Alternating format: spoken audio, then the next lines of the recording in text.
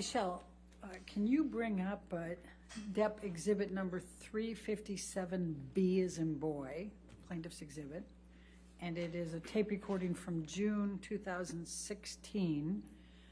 The timestamps are 4:47 to 7:52.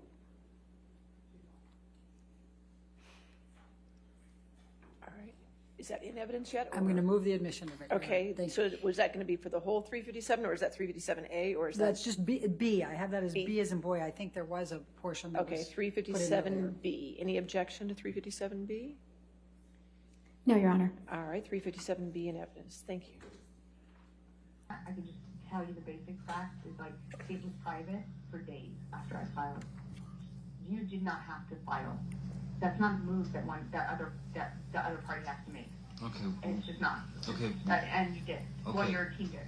Okay. And then within 5 minutes, it was in T&Z. You just do the math yourself without any other thing, and that's it's very clear. Okay. And I don't know if you knew that.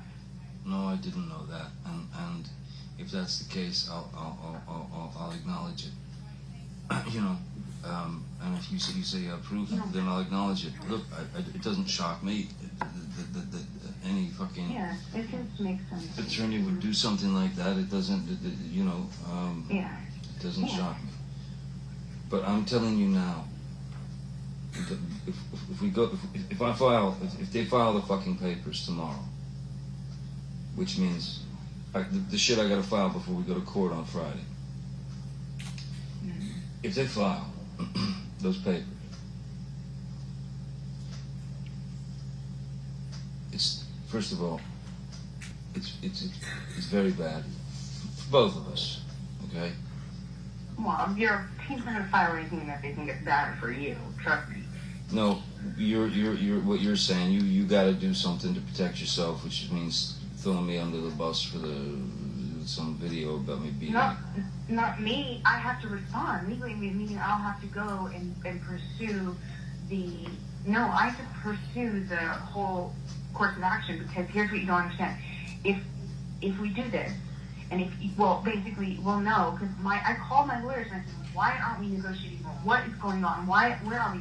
And they're like, everything is in their court. We literally. They won't settle. Your agents won't. Your lawyers won't settle, baby. I'm telling you. No, we want to mediate. We even have we even found mediators and everything. Like that was all worked out. The thing that Laura didn't agree to was she did not want to agree to a mutual gag order. And that's the problem. Like she doesn't want the gag order. Why, Johnny? Why? Why wouldn't she? Why wouldn't she want both parties to not talk about this in the press? By the way, just talking about the press, not even talking about the court. Okay. Why? I tell you what, Amber. Let me get on that right now. I'll fucking get on it right now. And I'll get a message back to you somehow. Just you know. But I'll get on it right now. I just want you to know I've not done anything and have not been doing any moves. Like look it up, the timeline. Nothing was on the offense. Everything's been a defensive move because I'm being called a liar and a gold digger. And I'm not lying about any of this shit. And I am not after a dime of your money. And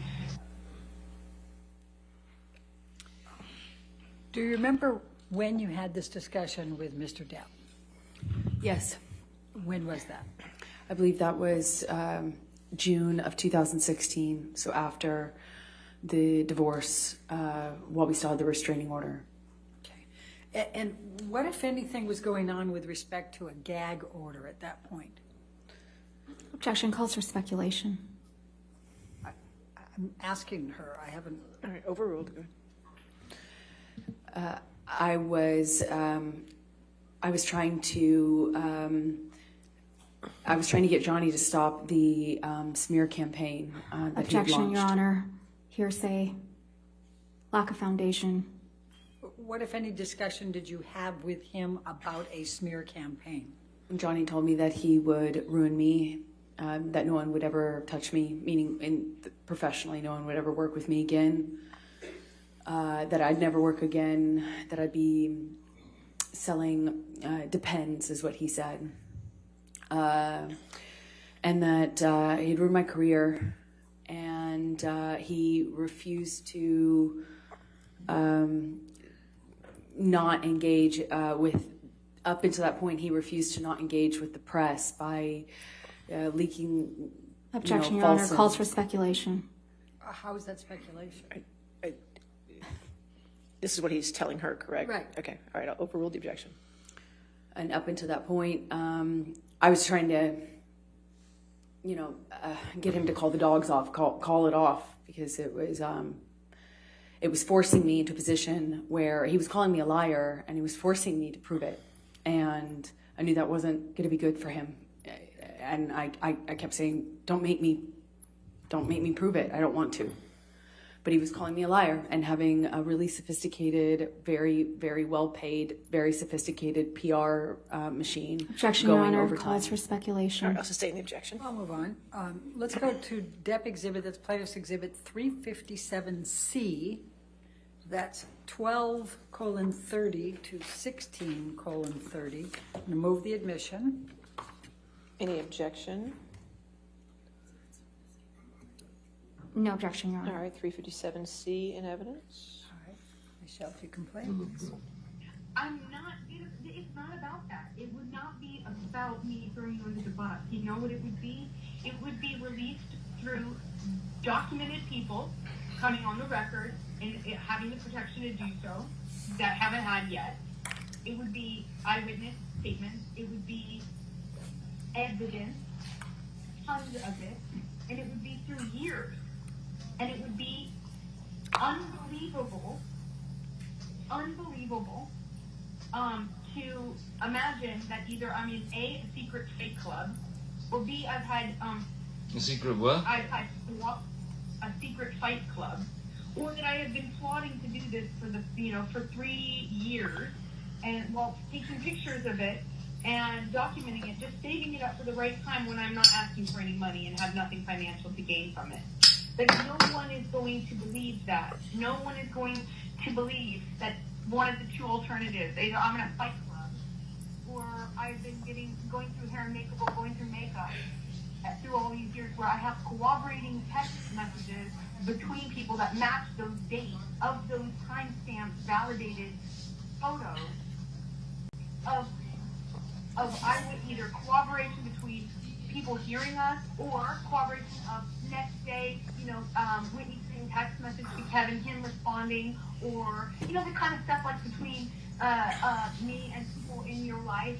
It is insanely cross-corroborated. Then if it is a plan, I'm going to put makeup on myself and take pictures throughout years and just sit on it for years. While having this imaginary life run parallel to it, do you understand that the pictures I have match with text messages to my mom back and forth about it, and text messages between, say, Raquel and my mom, or Raquel and my dad, or between my two friends. Or there's a text message where I tell Jody the night before I had that James Corden night show thing, where I say, hey Jody, I've had an accident. I think I have a busted lip, I may have a busted nose, and 2 black eyes tomorrow, because I don't know how that will be until the morning, and we may have to cancel. But I don't know how I'm icing it. I'll let you know in the morning, and things like that. It doesn't matter. There is nothing, and all of that won't be me throwing you in the bus. That will be evidence in this case, which it will be criminal as well, because I cannot go on Friday and file without filing a police statement first. And the only reason I haven't filed that police statement, which has been used against me, by the way, every day, and the only reason I won't do it, I haven't done it, is because I don't want to hurt you, and that means it goes out of my hands. And we had a third-party prosecutor come, and a criminal lawyer come, and they went, the problem is, hearing from you, your biggest struggle is that this is just, it's the most solid evidence domestic violence I've ever seen. And if you give this over to them or present any part of this, they will prosecute him. And I felt like I'm not, like, I would never want that for you. It's hard for me to even understand. I don't call myself, like, so in my head, it's hard for me to even accept any sort of victimdom ever. Can you please explain what the context of this was? I was begging Johnny to not make me prove what I've had to sit on the stand in front of all of you and prove and talk about. I was begging not to do this and have to sit where I'm sitting today. I didn't want this. I don't want to be here. I didn't want to be there then. And I was trying to point out something to somebody who I thought did not have a firm grasp on reality. Objection calls for speculation. Overruled. Thank you. I was trying to point out how absurd it would be for him to keep making me prove this by calling me a liar. I was trying to get him to not call me a liar because everything that I had said to date and everything I've said to date now is the truth. And I was begging him not to make me prove it, that there were photos, that there were witnesses, that there was my testimony. There were years of me with injuries on the dates where we were fighting, and they were documented. I mean, pictures from 2012. So I was trying to say to him, either you'd suppose that people would rather believe this is a hoax, elaborate, well-orchestrated, year-long campaign for what? Or that, what? It just seemed crazy. And I thought no one was advising him in his best interest. I thought no one was telling him the truth. I know he's surrounded by yes men, and I thought nobody was saying to Johnny, this is crazy, don't do this. And I didn't want to hurt him. I didn't want to hurt him. I loved him. I loved him so much. That's why I'm explaining to him why I didn't file criminal charges. I didn't file a police report, even though it was being used against me. I didn't want this to go to a prosecutor. I didn't want this to hurt Johnny. I don't want this to hurt Johnny. Michelle, can you bring up Depp Exhibit 357D as in David? And that is 17:25 to 17:37. I'm going to move the admission, Your Honor. All right, any No objection? objection. All right. Any evidence? 357D. I've Baby. been called a liar. Baby. And I've been called a Baby. gold digger. Baby. Everyone is. Baby. Amber, I didn't call you those things. I didn't call you those things. I'm going to go on now to, can we go to Plaintiff's Exhibit 357E? And this is 21:47 to 22:37. I'm going to move the admission, Your Honor. Any objection? No objection. 357E. Thank you. And you're stronger. And so when I say that I thought you could kill me, that doesn't mean you counter with you also that you lost your own finger. I am not trying to attack you here. I'm just trying to point out the fact of why I said call 911. Because you had your hands on me after using the phone in my face, and I just got crazy in the past, and I truly thought I need to stop this madness before I get hurt. Oh my God. And I never think about myself that way. I never defend myself that way. I never see myself as a victim. It's Right. your fault, you know? All right. Yeah. And when they came, I did not cooperate with them. It has been used against me, not by the media, by your side. And what are you referring to there?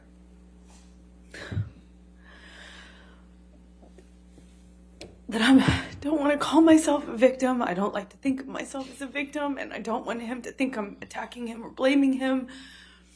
I'm pointing out I didn't cooperate with the police, that I didn't want to get him in trouble,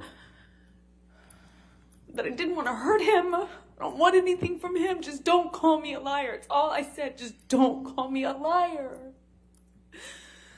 Just don't say this isn't real. Because I'm the walking proof of it.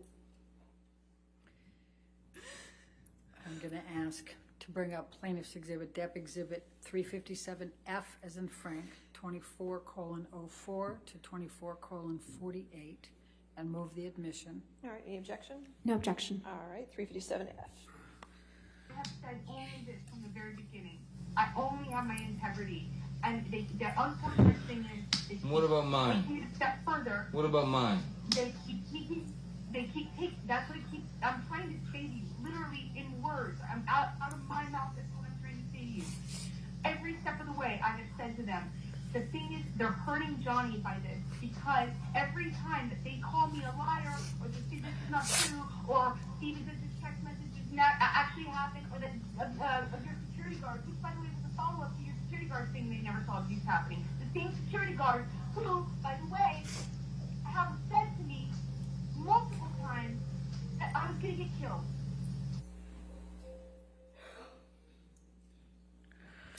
And what are you talking about there, Amber?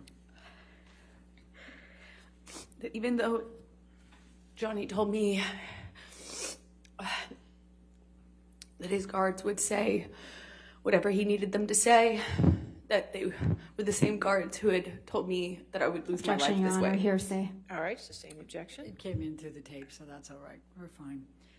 Let's go, Michelle. Your let's Honor. go to If we could approach, please. I'm sorry.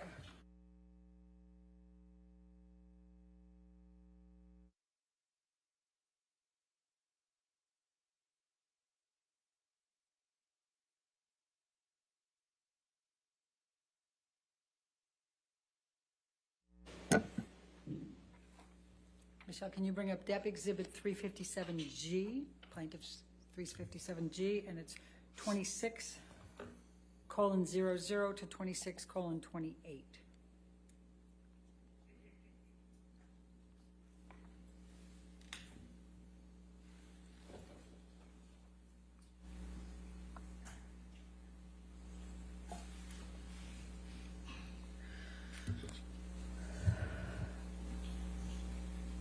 Oh, move the admission. I'm sorry. All right, any objection? No objection.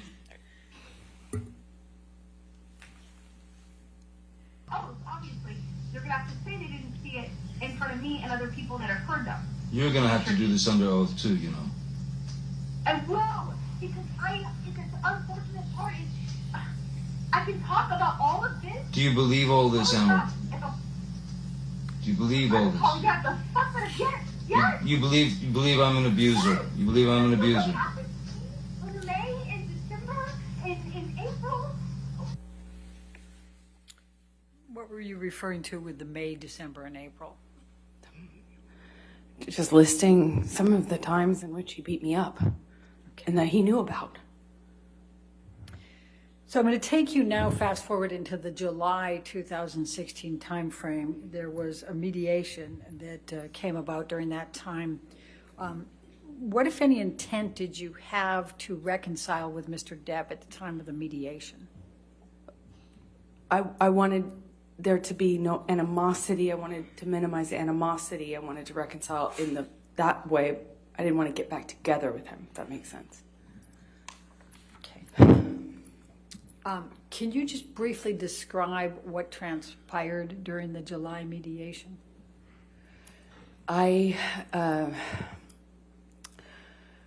Even though I had a TRO and I wanted to move on with my life, the campaign I mentioned earlier, the smear campaign, the article after article, the hounding me, the, leaking fake. Objection, Your Honor. Non-responsive.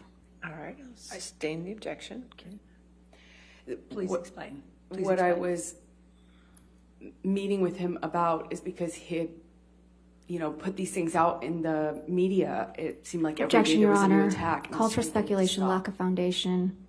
All right, Did Mr. Depp discuss with you that he was putting these out in the media? Objection leading. Overruled, I'll allow it. Yes. Okay, please explain. He told me he would tell his team to back off and to back off effectively if I agreed to do certain things. One of which, he wanted me to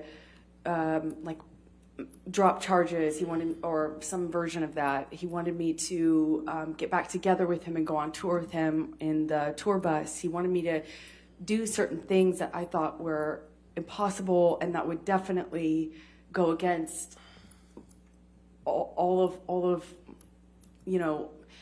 everything that I stood for and had earned in getting my TRO, getting my restraining order and moving on. But I had to break the TRO in order to beg him to stop the machine, the press machine, because I was feeling like I couldn't live my life. I was being dropped from commercial opportunities. People were turning on me. A campaign I shot dropped me. I mean, it was just, I had never been inundated with that much press. Every single day, me and my family were, and every witness, anyone who even indirectly supported me, got bombarded. And the media Objection. campaign Calls for speculation. Lack of foundation. I'll stay in just the last part of that, all right? Okay. Next question. Okay. We heard Christian Carino testify earlier. Can you describe to the jury what your relationship was with Christian Carino? He was my commercial agent, meaning he handled things like campaigns for a short amount of time, and then became Johnny's agent around the time of the divorce. He was a kind of mutual friend at the time between Johnny and I, and so he helped us kind of negotiate or mediate a time where we could meet, and my goal in that was to just beg Johnny to stop doing this. Objection. Non-responsive. Overruled, that's right. What, if any, desire did you have to return to Mr. Depp after the divorce? None. Okay. Now, you heard Mr. White testify that he engaged in negotiations with you during the settlement process of the divorce. What, if any, discussions did you have with Mr. White?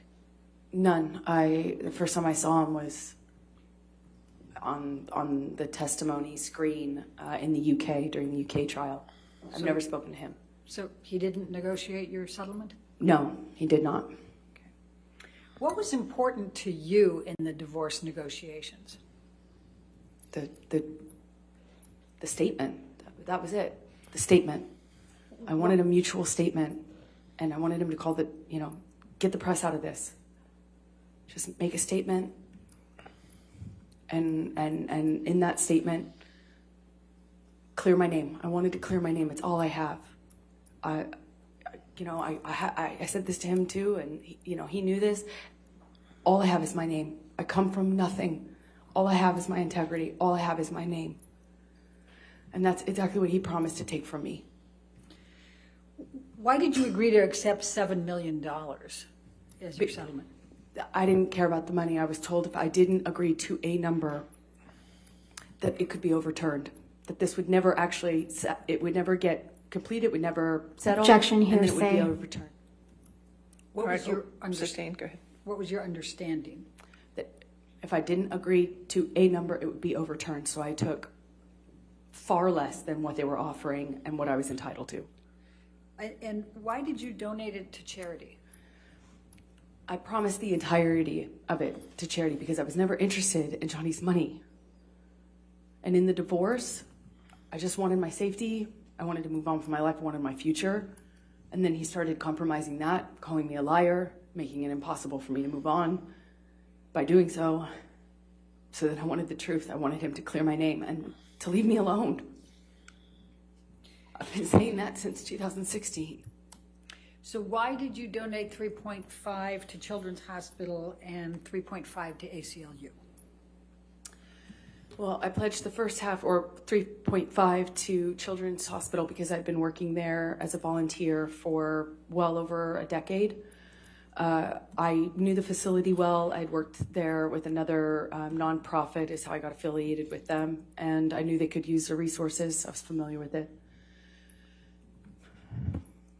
And what about the ACLU? And then ACLU because I was a supporter, because I believed in the work they were doing. I believed that they were doing good work for people who deserved it. Why did you make the donations over a period of time as opposed to just a lump sum? Two reasons. The short of it is because I was receiving the settlement in installments. I was receiving the installments over time. Second of all, so I could get the tax benefit of paying over time. You know, it's my understanding that's how you pay these like large sums. You pay it over time. Did you make any payments towards these donations? I did. Okay. Approximately how much? I allowed for the first installment, which is $100,000 to each. That came straight from Johnny in 2016. I followed up with $350,000 that year, 2016. 2018, I did another. Oh, and I also donated to $250,000 to Art of Elysium, which is the affiliate I was just speaking about, that does the work in the Children's Hospital. It was not going to count towards my overall pledge, but I did that too. And then I did another donation to each in 2018. And then Johnny sued me, 2019. Before we get to that, did anyone make donations to the Children's Hospital or ACLU on your behalf during that time period? Yes, Elon also, Elon, who was my boyfriend at the time, had his own charitable contributions that he made. He made $500,000 to both in my honor, in my name, in 2017, I believe. And have you completely fulfilled your donations to the ACLU and the Children's Hospital? I have not yet. And why not? Because Johnny sued me for $50 million in March of 2019. And I have spent over $6 million. Objection, Your Honor. This is a motion in limine. That part was supposed to come in. All right, once you come forward, let's take a look.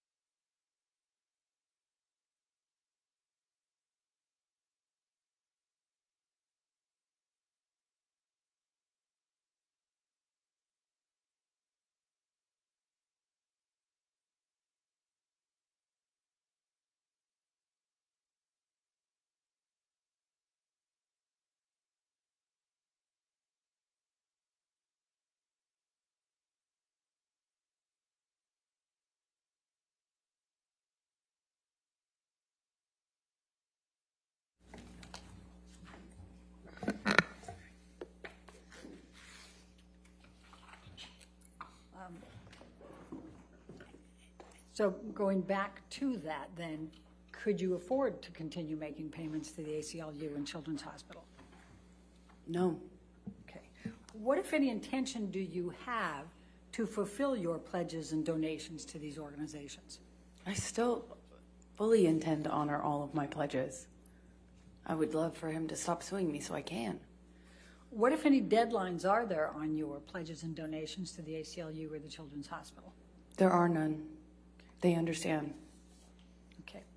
Now, let's go to Defendant's Exhibit 1458, which is already admitted.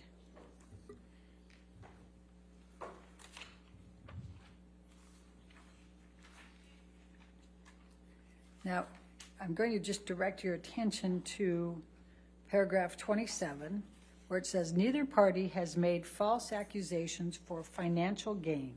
There was never any intent of physical or emotional harm. Amber wishes the best for Johnny in the future. What, if any, significance did that have to you?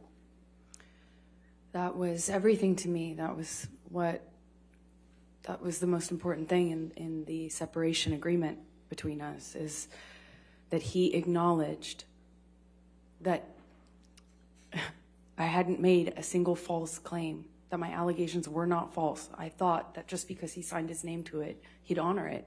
I mean, he signed his name to it, and I thought it would mean something. All He right. acknowledges that I never did it. I mean, I never made a false claim, and I didn't do it for financial gain. And that's what I was being called at the time, a gold digger and a liar. Okay. Thank you. We can take this down, Michelle, and I'm going to now take you to post-divorce and your career. Please describe for the jury how your career evolved after the divorce, which I think was final in February 2017. I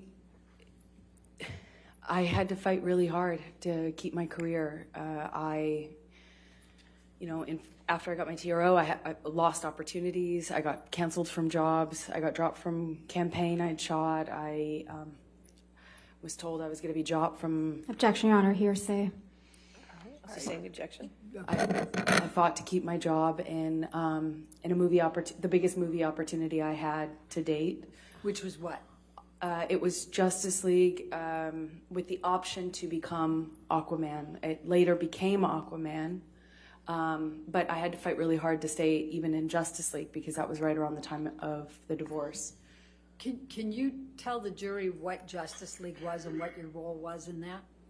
It is a superhero franchise, DC action film, and it introduced my character, and it provided the base for the Aquaman spinoff that followed it, but that was not a reality at the time of shooting Justice League. All right. And then you were able to be an Aquaman, is that correct?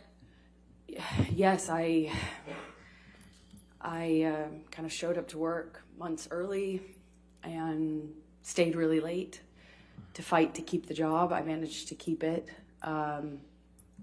And managed slowly to kind of to gain through this kind of hard work and goodwill I was able to foster. I was able to keep and make other jobs, and eventually made a movie called Aquaman, and Aquaman was very successful. I think it was the most successful DC film by its release, and I was getting my career back, even though it was. It took a major hit when I got my restraining order against Johnny. So let's talk about Aquaman for a moment. I think you said it was the highest grossing film of DC films, is that correct? Yes. Okay. When did that come out? December of 2018. Okay. And what was your role in Aquaman? I play Mira. And was that a lead role? Yes, it is one of the leading roles. It's the female lead opposite Jason Momoa's character of Aquaman. Okay, so you were his mate? You could say that, yes. I was his love interest, the female, I was the female lead of the movie. Okay. So in December of 2018, as Aquaman's coming out, Why did you agree to participate in the op-ed?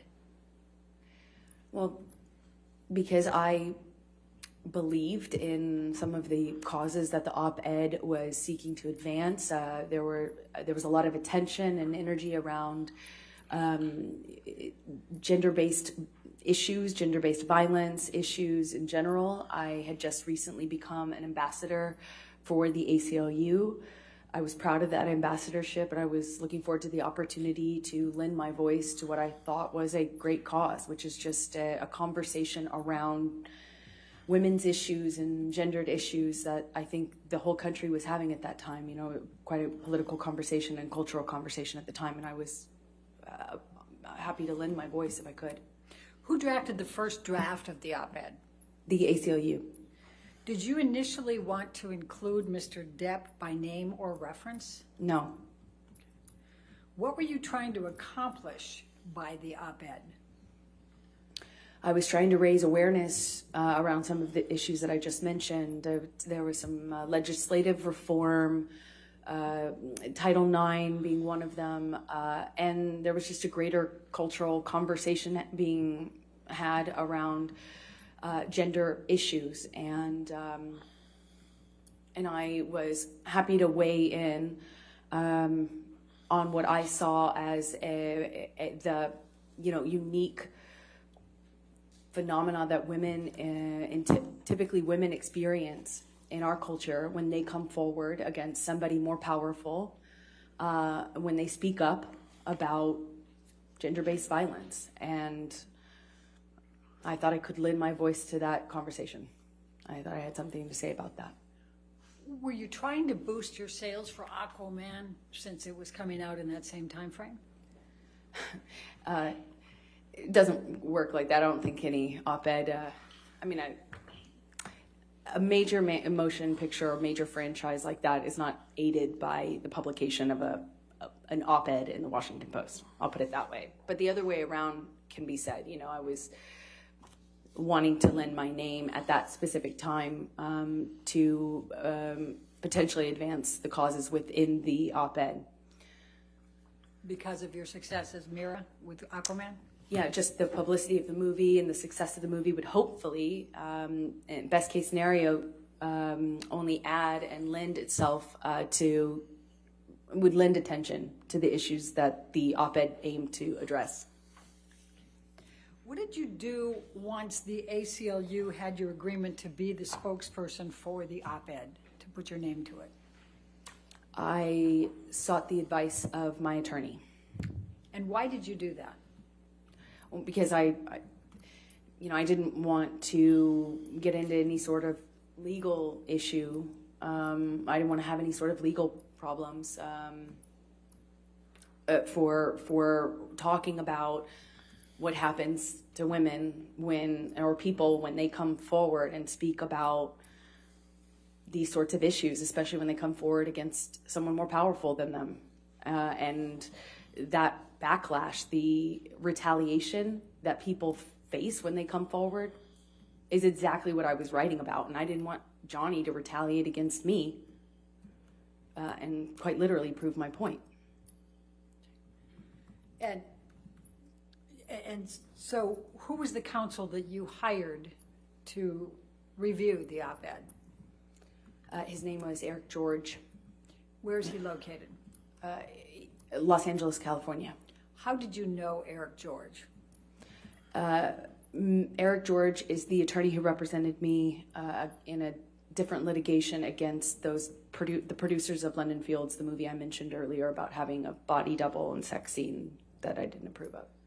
What was your understanding of Eric George's experience and skills to be able to review that op-ed for you in the context of your concerns? Objection, speculation. I'm asking her understanding. I'll sustain the objection. Next question. Did you have knowledge of Eric George's abilities at that time? I did. I thought he had an excellent reputation and would give me great advice. Okay. And what, if any, experience? What was your experience with him in representing you earlier? I thought he was a fantastic attorney, very smart, and I trusted him. Without going into the content of it, what, if any, of Eric George's advice did you follow in the context of the op-ed? I took all of his advice.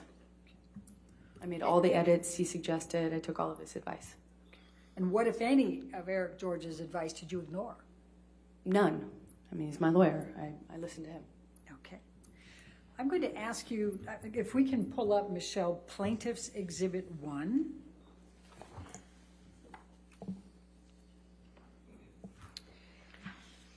Now, this is the online version of the op-ed, and it has this title, Amber Heard, I spoke up against sexual violence and faced our culture's wrath.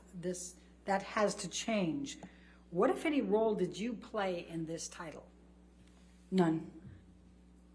What, if any, role, to your knowledge, did the ACLU play in this title? None to my knowledge. Okay. Are these exact words anywhere in the article? No. No, they're not. When did you first become aware of this title being included in the online version of the op-ed? I think in this litigation is the first time I realized that. Okay. I'm going to now ask, Michelle, can you bring up Plaintiff's Exhibit 2?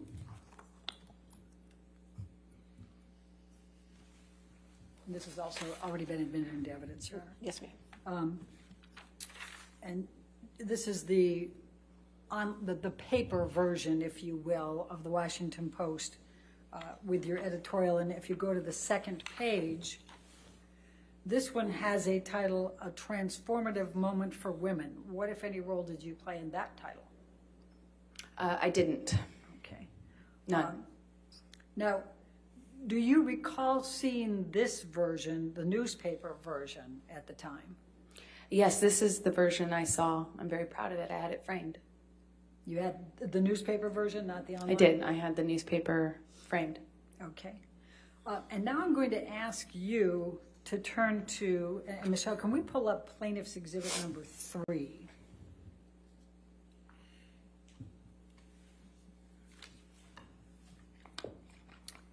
And do you recognize this document? Yes. Okay. Your Honor, I'm going to move to admit Plaintiff's Exhibit number 3 into evidence. Any objection? No objection. All right, 3 in evidence. You If we can could publish it to the jury. Thank you. Now, is it fair to say this is a tweet? Yes, it Okay. is. And can you explain to the jury what a tweet is for those who are not as social media oriented? A tweet is a posting on a social media network called Twitter. Okay. Now, did you send this tweet? I think so. I must have. Okay. And what, if any, control did you have over whether the title given to the op-ed online was included in the tweet? You don't have control when you're retweeting something. It's my experience that you don't control a title when you're retweeting something. You don't get a chance to re-editorialize someone else's title. Okay. And at the time you sent this tweet, do you remember even noticing that title? I do not. I don't think I even realized it. Have you ever typed the words from that title? No, I have not. Now, I'm going to ask you, let's go back to number 2, Plaintiff's 2. And I'm going to ask you, what, if anything, in this op-ed was incorrect? Nothing. Every word of it is true. And I'm going to direct your attention specifically, and if we can blow this up just a touch, and move up just a touch, Michelle, if you can, so we get to then 2 years ago. Then 2 years ago, I became a public figure representing domestic abuse, and I felt the full force of our culture's wrath for women who speak out. Was this true or false? It's true. What, if anything, did you do about speaking up about domestic abuse 2 years earlier? Well, I went and got a restraining order against my then husband and walked out to a sea of media and endured, to that point, 2 years of vitriol from the media and from Johnny Depp supporters in retaliation for having done so. And I guess you're really answering my next question, which is, and I felt the full force of our culture's wrath for women who speak out. Is that what you were referring to for that next? Yes, because at the time, I thought it couldn't be worse. I obviously now, from where I sit today, know it gets a lot worse. Okay. And then, Michelle, if we can move this up a little bit further. Well, actually, that's perfect, Michelle. Then I don't have to use my purple again. Then you said, I had the rare vantage point of seeing in real time how institutions protect men accused of abuse. Is this true or false? True. Okay, and explain to me what you meant by that and how that was true for you. I got a restraining order. I had to prove to a judge that I needed one. I had a bruise on my face. I got a restraining order. I showed pictures. I had proof, and yet everyone, the media, the studios that both Johnny and I worked for, they were ready to support him. They made statements in support of him. They were ready to fire me. Objection, Your attempted Honor. to fire me. Hearsay. All right, I'll sustain the objection.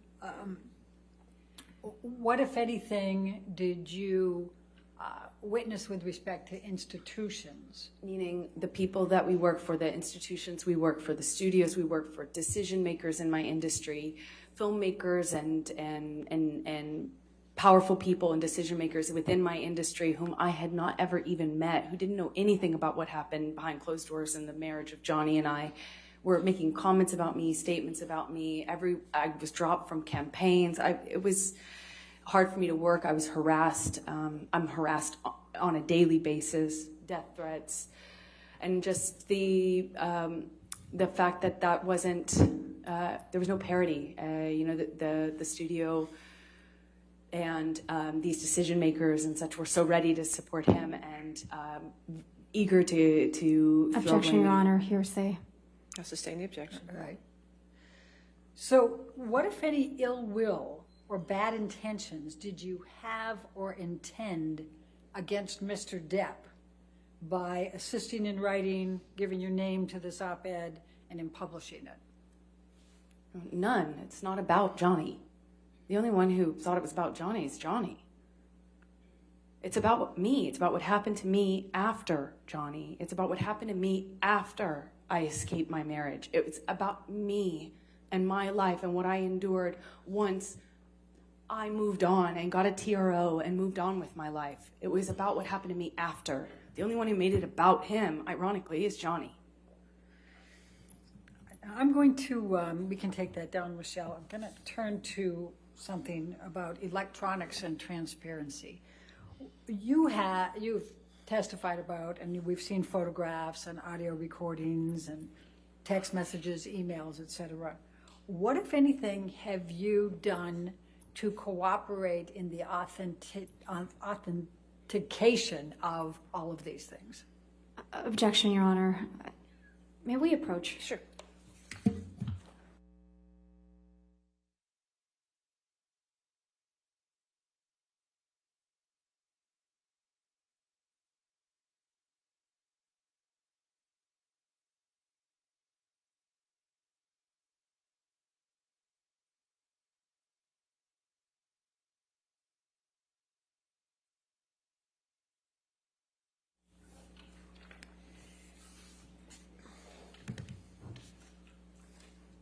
All right, I'm going to turn to your counterclaim. You have made a counterclaim against Mr. Depp in this case, correct?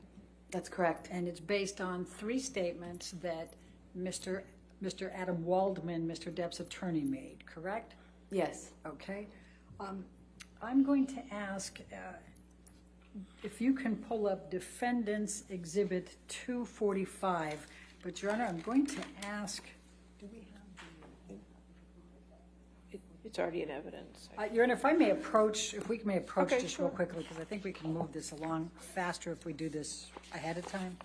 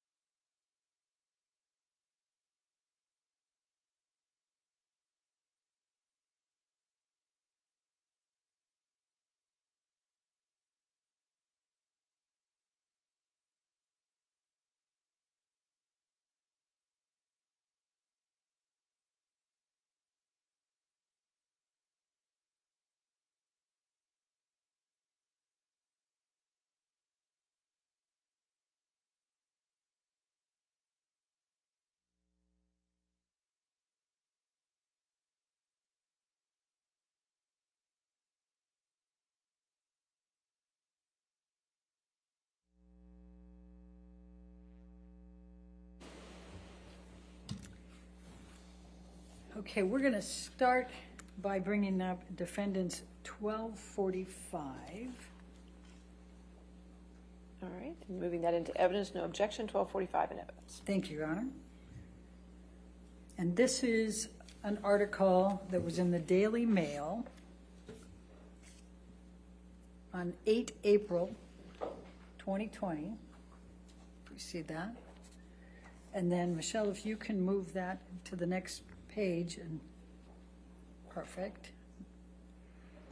It says, Adam Waldman, Depp's lawyer, said afterwards, Amber Heard and her friends in the media use fake sexual violence allegations as both a sword and a shield, depending on their needs. They have selected some of her sexual violence hoax facts as the sword, inflicting them on the public and Mr. Depp. Do you see that? Yes, I do.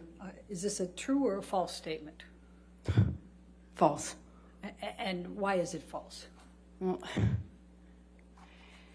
you have to use what I've lived through and what I've survived, calling it fake, saying that I'm harming Johnny with this, I'm harming the public with this.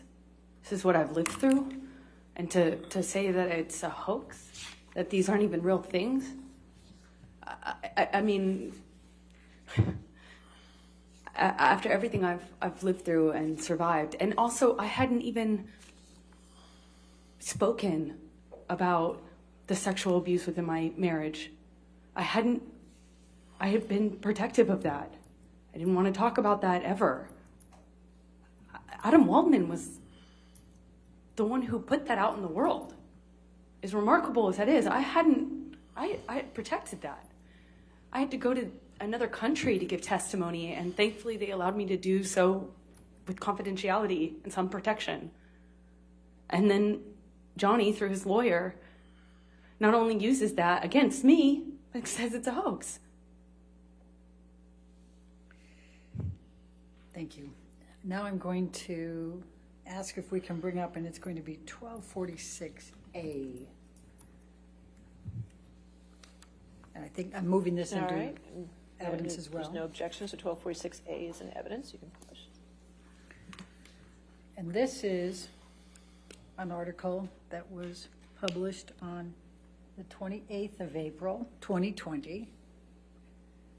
And Michelle, if we can, thank you.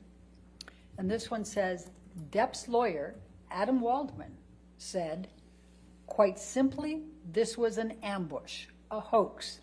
They set Mr. Depp up by calling the cops. But the first attempt didn't do the trick, he told dailymail.com. And let's keep going.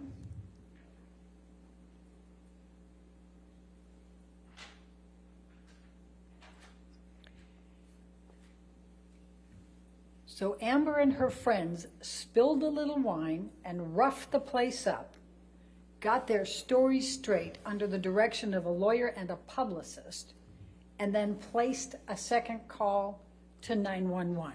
Do you see that? Yes. Is that true or false? Couldn't be more false. And why is that? Every part of it is false. I didn't call 911. I didn't call the police.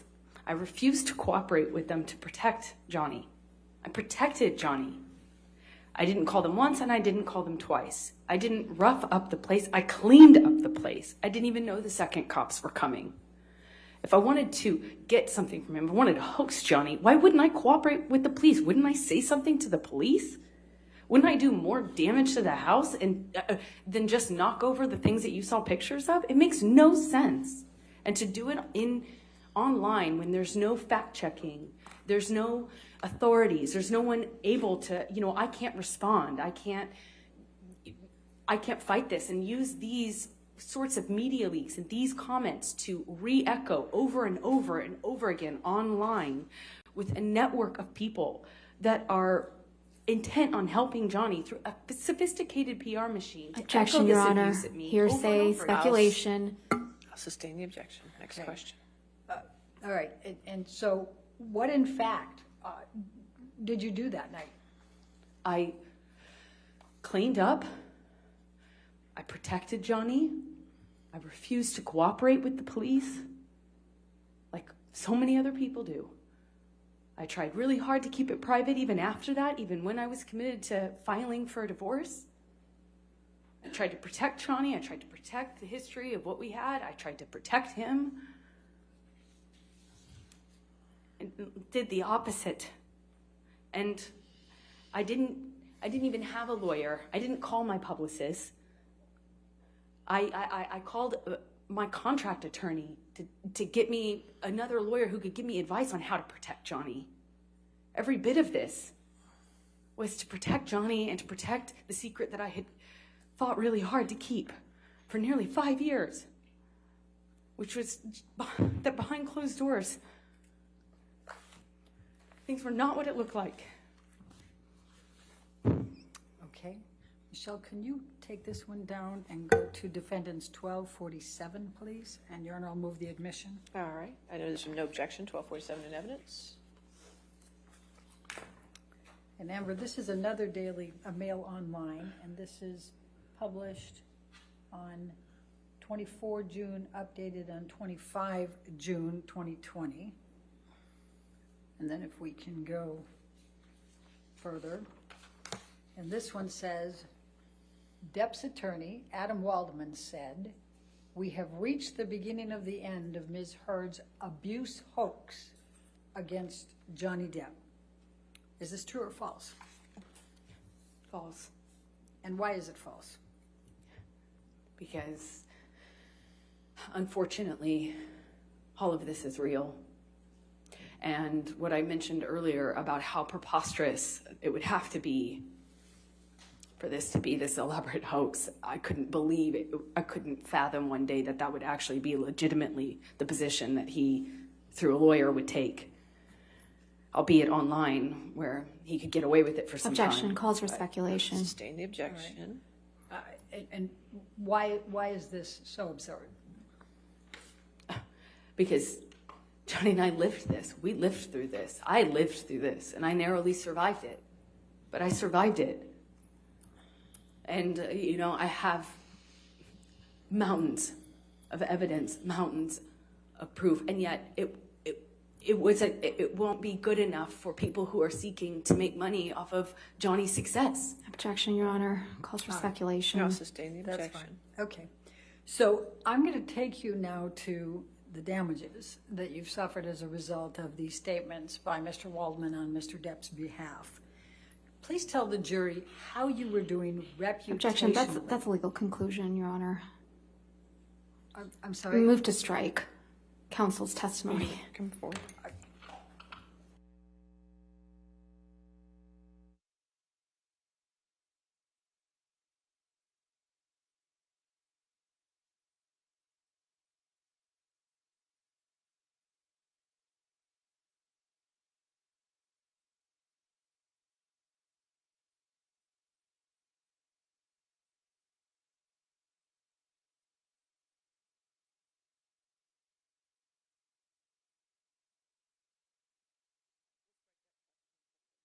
From the record, we'll disregard that question. All right, your next question.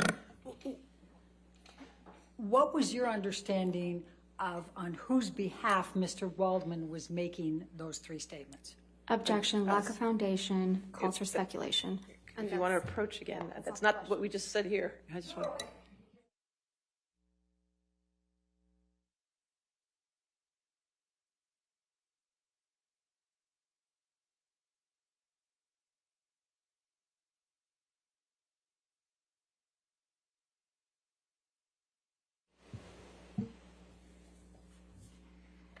So we'll move forward to my other question here. How were you, please tell the jury, how were you doing reputationally before these three statements were made, beginning April 2020? April 8 was the first of them. Objection, Your Honor. I'm going to object on lack of foundation. She can talk about her reputation. Overruled, I'll allow. It took hard work. It took a lot of hard work on my part, but I was able to work, get my life back on track. I was taking care of my myself emotionally. My career, I was working really hard. I was able to star in a major success. I worked on a TV series that I had been attached to for a very long time. I became an ambassador for several nonprofits that I deeply care about. I was doing a lot of really, it felt really good to be doing the social work and the charity work that I was doing. And I was also filming and working and planning on, I was awaiting a schedule from Warner Brothers for Aquaman 2, the sequel. And I had wrapped on that TV series I mentioned, and I was waiting to start doing publicity for it to promote it. And I had a campaign, a global campaign, as a spokesperson for a major beauty brand. So things were, the trajectory was positive. So how did things change after these statements were made? I remember around the time, unfortunately, I lost my mother on the 1st of April. And I remember it was when I was grieving her that I got a call that I should be expecting a script for my role in Aquaman 2. Objection, Your Honor. Hearsay. It's not offered to prove the truth of the matter. Overruled. Go ahead. So I was waiting a schedule and a script for that. Feeling concerned that, I wouldn't have enough time to grieve before having to get back into work. I had a press schedule to promote the TV series I was doing, and I was shooting things for this beauty brand. And then I remember at that time the beauty brand had to suspend posting what I just shot for them because they were getting bombarded. Objection, Your Honor. This is hearsay. I'll sustain the objection. Okay. All right. They said no. I mean, they suspended what I had shot. Objection, Your Honor. That she can testify to that, Your Honor. She has to be able to testify. I'll sustain the objection. Okay. Were you actively involved in campaigns for L'Oreal before these articles? I was. Were you actively involved in campaigns with L'Oreal after these articles? No. Were you with the Stand? You were talking about the TV series. That was the Stand, correct? Yes, the TV series that I had already completed. All right. And were you actively involved in publicity for the Stand prior to these articles? Yes, I was. Were you actively involved in the publicity after these articles? No, shoots were canceled. Things were canceled. With respect to Aquaman 1, Aquaman 2, you'd already starred in Aquaman 1, right? Just so and they called it Aquaman at that time, but now there's an Aquaman 2, just right for... That's correct. Okay. So were you actively scheduling timing for filming and scripts for Aquaman 2 before these articles? Yes, I was. Were you actively scheduling after these articles? No. The communications stopped at that point. All right. I'm going to... Michelle, can you bring up Defendant's Exhibit 1258?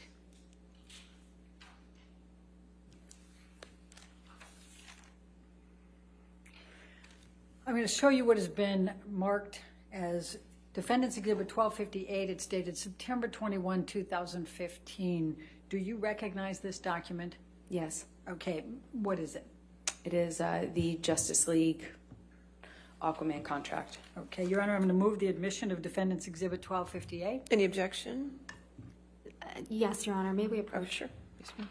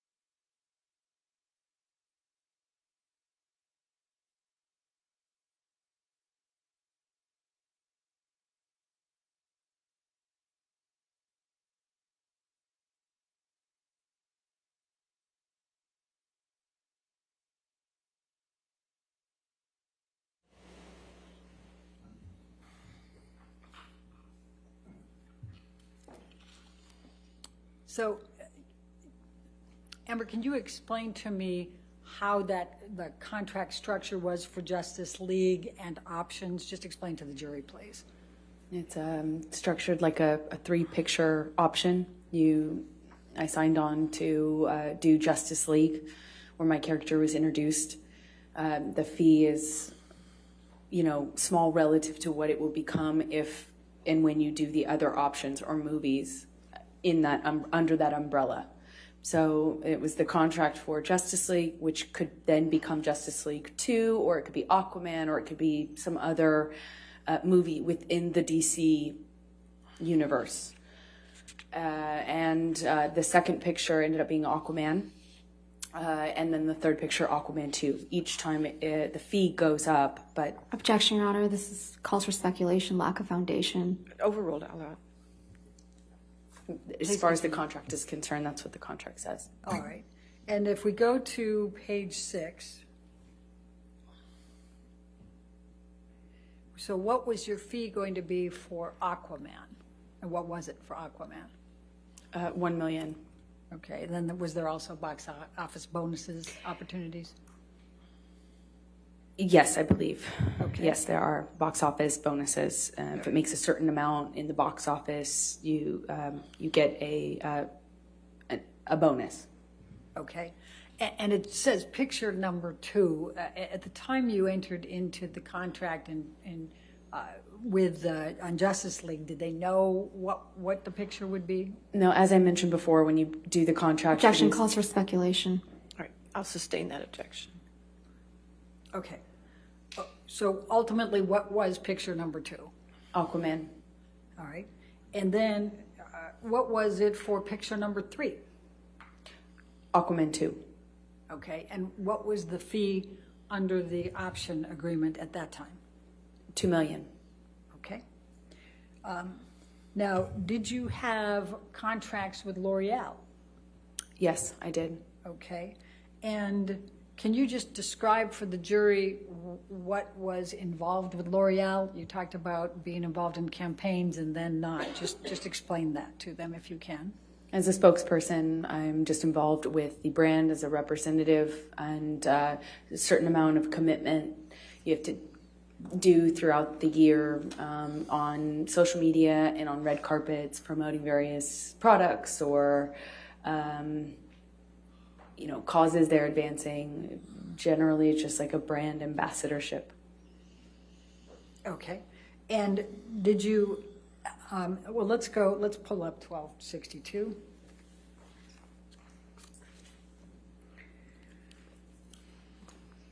And this is dated as of April 25, 2018, correct? That's correct. Was that your first contract with L'Oreal? I believe so, yes. Okay. And was that for a term, a specific term? Yes, it was. Okay. Was it for 2 years? Yes, it says 2-year contract, and that sounds right. All right. And then I'm going to ask you to turn to 1264. And that's April 20, 2020. And what, if anything, did L'Oreal do with regard to extending your contract then? They extended it. They chose to extend it with the option to kind of... All right. And did they extend it just an additional 3 months? If you look at paragraph 1. Let's see. Yes, they did. Okay. And what, if any, work did you do for L'Oreal after these 3 statements were made? I have only been able to participate in, I believe, 1 live event that they also couldn't promote or use the material from because of... Objection, Your Honor. Calls for speculation. I'll Hearsay. sustain the objection. Okay. Now let's go to 1265. And this is, as of November 15, 2021, this is another extension with L'Oreal, correct? Yes, it is. And if you look at the second option term under paragraph 1, it's an extension of 20 months, is that correct? That is correct. Okay. And what, if any, work have you been able to do for L'Oreal since this contract? As I stated, I believe I've only done one in-person event with them, and they couldn't use the material. Okay. Now, let's talk about the stand for a minute. Let's pull up 1263.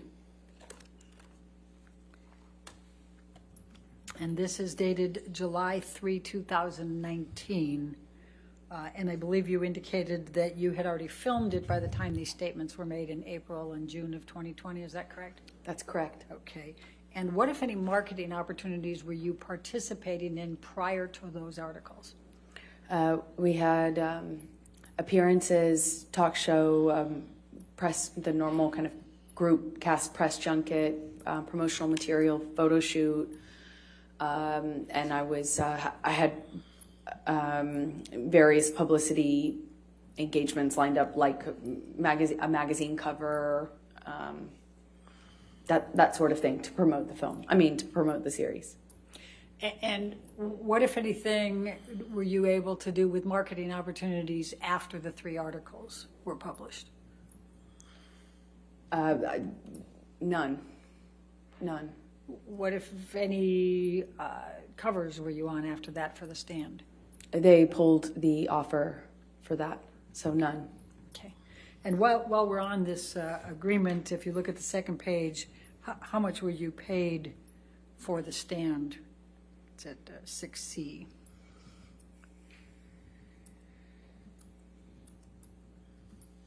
$200,000. $200,000 an episode. Okay. Now let's pull up Defendant's Exhibit 1266. Have you been able to get any work since that time? I have done one small independent film. Okay, and tell the jury what that is. I shot a film in Guatemala. It's a small independent, meaning it doesn't have distribution or, it doesn't have distribution or anything. It's a lower budget film that I had been attached to for many years, called Into the Fire. Okay. And 1266 has, as of January 13, 2022. Do you see that?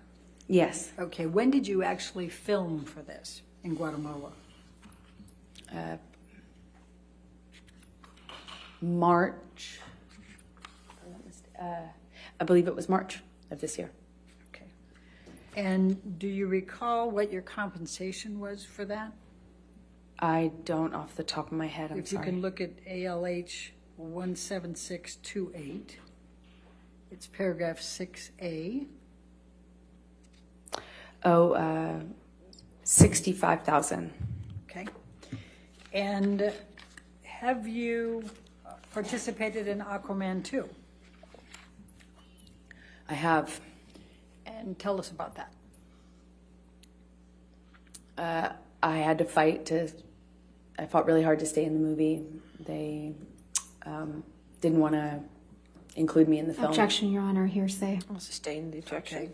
Were you ultimately able to get to film in Aquaman 2? A very pared down version of that role, yes. Okay. What, if anything, changed in the script? They took away a lot of... Objection, Your Honor, hearsay. I think she can testify. Lack of foundation. Overruled as to script.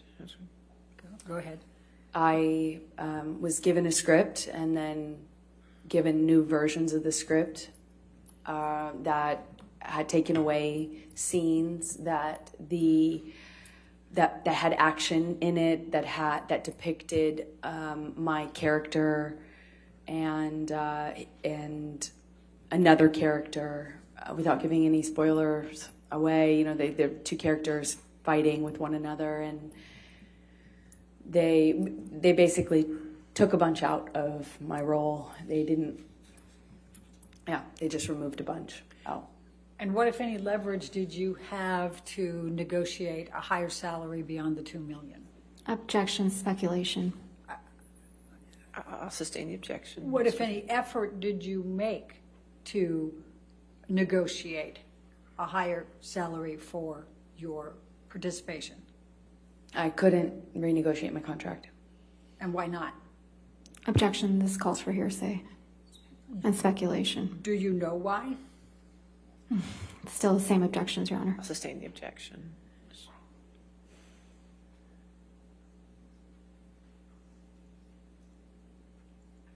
All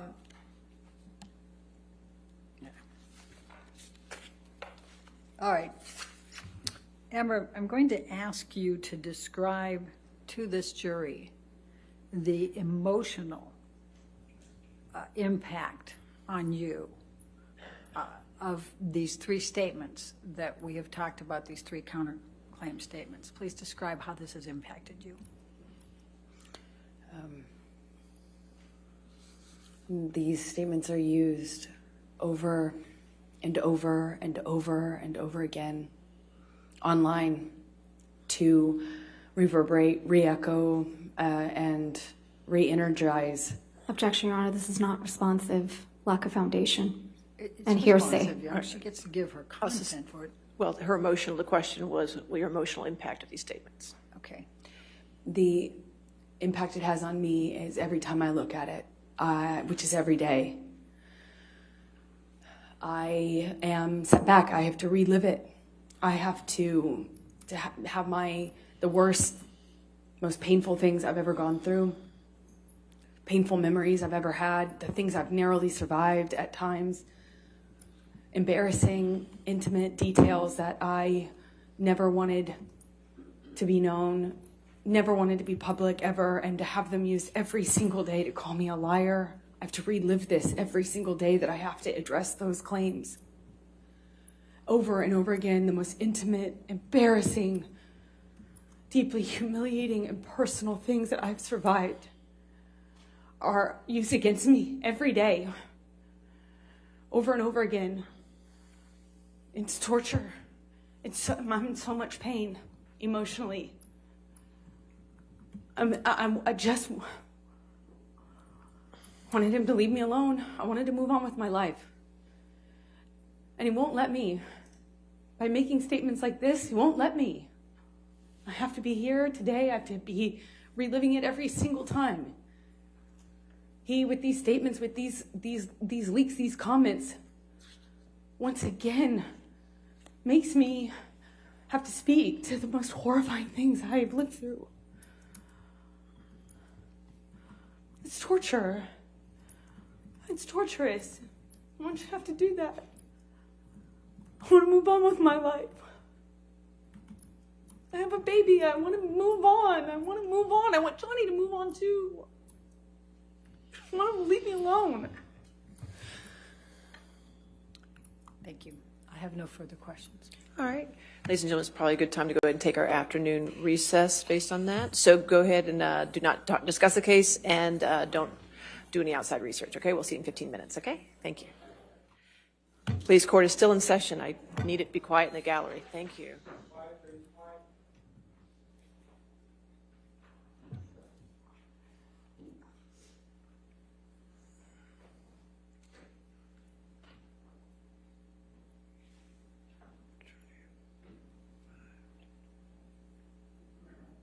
All right. Why don't we just make it 3:25 then? We'll come back at 3:25? Okay. Thank you. All right, thank you.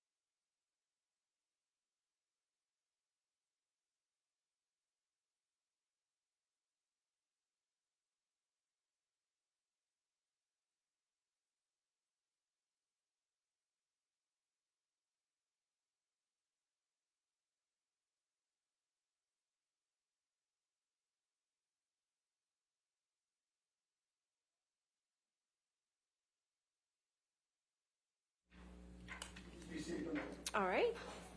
We want to approach? Sure, okay.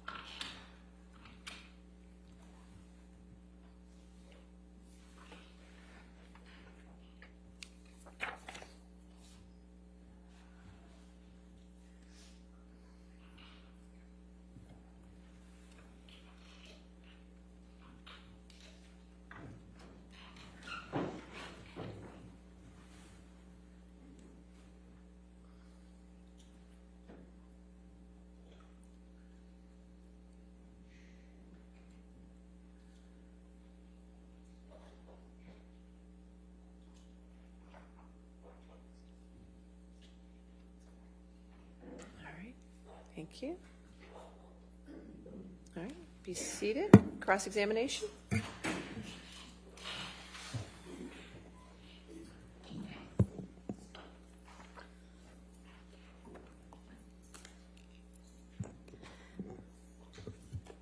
Good afternoon, Ms. Heard. Good afternoon. Mr. Depp hasn't looked at you once this entire trial, has he? Not that I've noticed, no. You've looked at him, though, many times, haven't you? Yes, I have. You know exactly why Mr. Depp won't look back at you, don't you? I do. He promised you you would never see his eyes again. Isn't that true? I don't recall if he said that.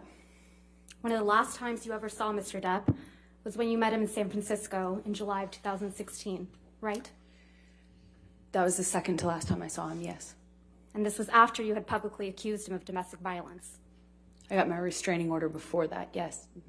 And this is after you had obtained the domestic violence restraining order against him. That's correct. Let's please play Plaintiff's Exhibit 1229. For the record, it's at 1101 through 1209. I'm going to ask that it be admitted into evidence. Any objection to 1229? Yes. All right, 1229, you want to enter it in its entirety? Yes, please. Okay, 1229 entered in its entirety. Go ahead and play your section.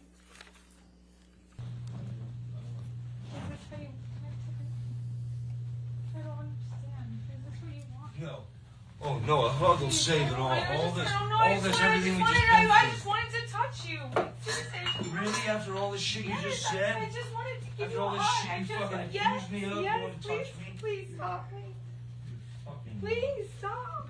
fucking nuts. Please, I just wanted to hug you to say bye. I wanted to end Yeah, that. we did that last night. It's fine. That was Please. good enough. Hold on. No, because I'm nothing to you, and I will always be nothing to you. Calm. Calm.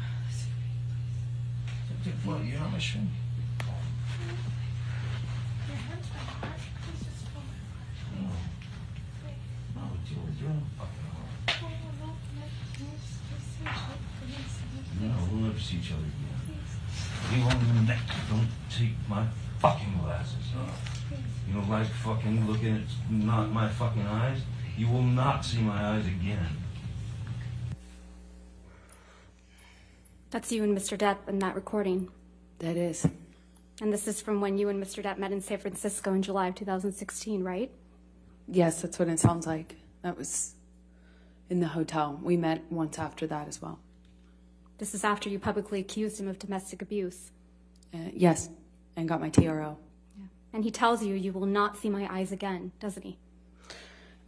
Yes, he does in that recording. And he kept that promise, hasn't he? As far as I know, he cannot look at me. He won't look at you, right, Miss Heard? He can't. One of the first questions your counsel asked you on direct is, why are you here? Do you remember that? I do. Let's please play Plaintiff's Exhibit 357A, which is already in evidence, Your Honor. And for the record, it's 2122 through 2140.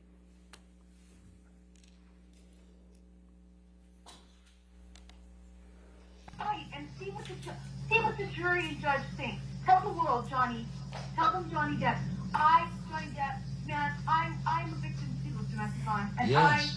it's a fair fight. And see how many people believe or side with you. That's your voice on that recording, right? Yes, it is.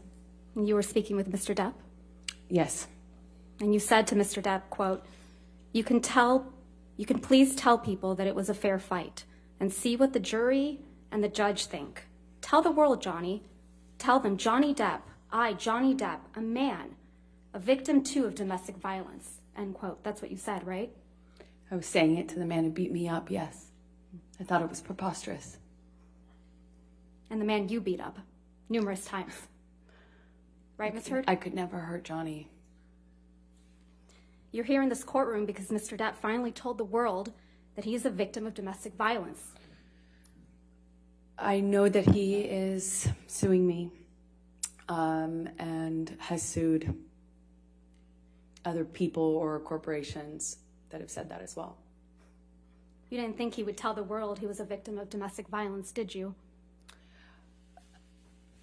I found it hard to believe that he could or that he would do that, considering the relationship he and I had. I thought it would be crazy for him to do so, knowing what I know we lived through.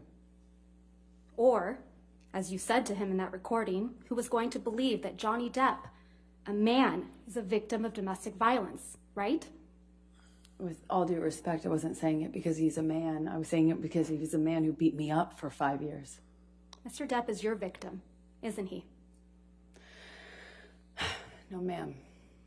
And once he left you, you continued to abuse him publicly by calling him an abuser, didn't you?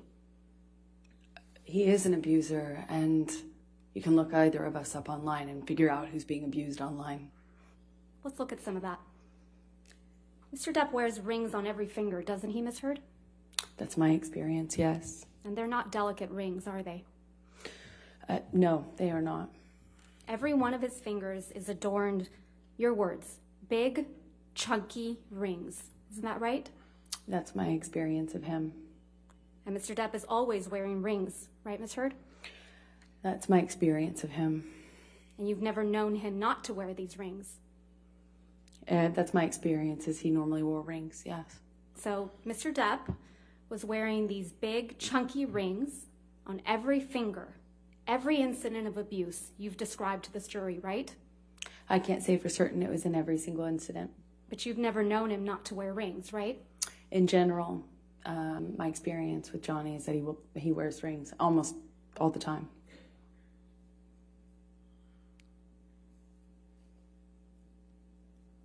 Ms. Heard, do you recall giving testimony in a deposition in this matter in January of this year? I do. Can we please play from your deposition, day 2, 512, page 512, lines 11 through 15?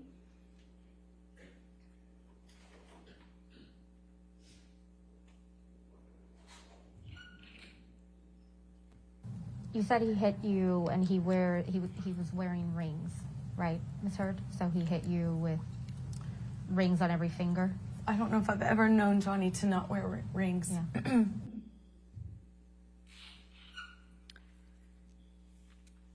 Ms. Heard, you testified to an incident in March of 2013 where Mr. Depp hit you in the face multiple times. Do you recall that? That's correct. And you testified, quote, "You don't know how many times he hit you in the face." That's correct. So Mr. Depp hit you in the face multiple times while he was wearing rings on this occasion, correct? Which occasion in March are you referencing? You weren't The specific. testimony that you gave on day 15 of this trial, March of 2013. You weren't specific as to the day. There were several incidents. The one where he hit you several times in the face. I'm sorry, just so I understand better. There were several incidents in March. Which one are you asking me about? The time that he hit you several times in the face wearing rings. Well, he pretty In much March always... of 2013. Right. What are you asking me? I'm sorry. He was wearing rings on that occasion? I pretty much always knew him to wear rings. Okay, let's please pull up Defendant's Exhibit 170A, which is already in evidence, Your Honor. You testified that this is a picture you took after that incident, right, Ms. Heard? Yes, that was one where he grabbed me. And hit you in the face so many times that you don't remember. Isn't that correct? That's correct. And there's no injuries to your face in this picture, are there? Not that this picture shows. And there's no medical records reflecting that you sought treatment after this alleged incident either. I did not seek medical treatment at this time. So there's no medical records reflecting any injuries to your face after he hit you several times, I did not need to go to the doctor at the time. despite hitting you several times that you lost count with rings on on his fingers. That's correct. I did not seek medical attention, other than my therapist. You testified to another incident in March of 2013, 2013, where Mr. Depp hit you while he was wearing a lot of rings. Do you remember that testimony? Yes, ma'am. And you testified you felt like your lip went through your teeth and it got a little blood on the wall. Yes, I remember that. There isn't a picture of you with injuries after that alleged incident, is there? I don't know if I've seen one. I can't recall. There are a lot of pictures. You didn't produce any photographs after that alleged incident, did you, Ms. I don't Wright? know if I took one or if it's included. I'm not quite sure which ones. You didn't show any pictures to this jury after describing that alleged incident, that your teeth, your lip went into your teeth. You don't remember that, right? You didn't show any pictures to this jury after describing that incident, right? I don't believe I've seen that picture admitted. That picture doesn't exist. I don't know which one you're talking about. We have pictures from March 2013, yes. The only picture that you've produced and shown to this jury is the one that was just put up on the screen, where you said he hit you multiple times in the face, and you appear to have what is a bruise on your arm, correct? I believe this is the only picture that's in evidence right now. That's the only picture you've shown to this jury from March 2013, correct? I believe so. You testified about an incident in Russia on or about June 26, 2013. Do you remember that? Yes, that's correct. You testified that Mr. Depp, quote, whacked you in the face. That's correct. And you went to the bathroom after that, right? I did. And then, according to your testimony, when you came out of the bathroom, Jerry Judge, Mr. Depp's security guard, who's passed away, pointed out that your nose was bleeding, right? He did that in the hallway. And you said you hadn't known that your nose was bleeding until Jerry Judge pointed it out to you? Yes, that's correct. I was unaware until he brought it up to me. I didn't see it when I was in the bathroom, but I wasn't looking. So it's your testimony that you went into the bathroom and didn't look in the mirror, which I assume was in the bathroom, to notice that your nose was bleeding? That's not why I went into the bathroom. I went into the bathroom crying. I don't even know if I paid attention to the mirror. I certainly didn't enough to notice any blood. And you didn't take any pictures of your bloody nose either, did you? I did not. But pictures were taken of you in Russia, though. Isn't that correct? Yes, that's correct. We had a press or a dinner. Let's please pull up Plaintiff's Exhibit 1248. Ms. Hurd, this is a picture of you and Mr. Depp in Russia, correct? That's correct. I'm going to move to admit. All right, no objection. 1248 in evidence. You can publish. And this is you and Mr. Depp in Russia for the Lone Ranger premiere, correct? It was a dinner function, I believe, in promotion of the movie. Wasn't the premiere, if I recall. You don't have any visible injuries to your face, do you? None that you can see. Let's look at Plaintiff's Exhibit 1249.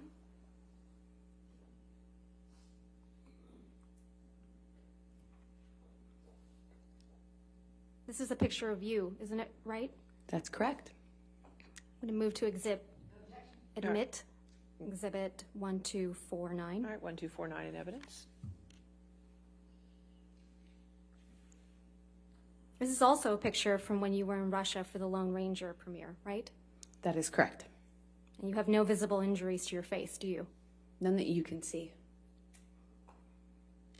Even though Mr. Depp whacked you in the face so hard that your nose bled? He did. While wearing chunky big rings, right? That's correct.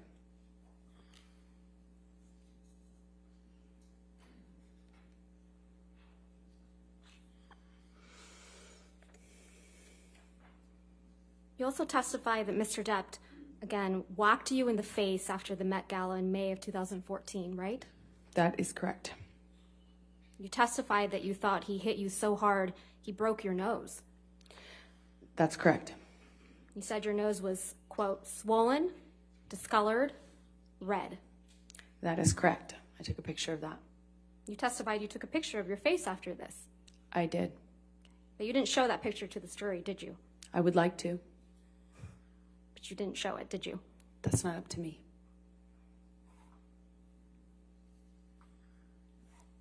You understand you were under an obligation to produce all photographs after any alleged incidents of violence, right, Ms. Hurd? I produced everything. You didn't produce any photographs after the Met Gala. I produced everything. You also understand that you're under an obligation to produce all medical records reflecting any injuries you allegedly sustained from Mr. Depp, correct?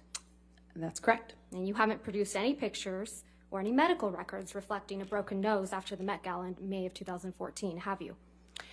I have given everything to my lawyers, everything. I've turned over literally everything that I have. Is it your testimony, Ms. Heard, that you sought medical treatment after Mr. Depp allegedly broke your nose after the Met Gala? Not after the Met Gala. I did not seek medical attention, no.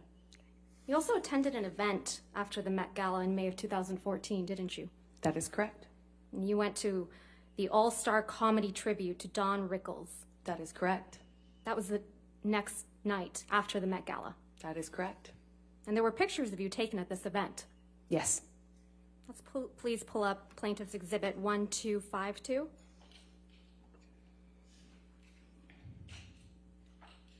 This is a picture of you, Ms. Heard, Yes, it is. at that event, Yes, it is. the night after the Met Gala, Yes, it is. the night after Mr. Depp allegedly broke your nose.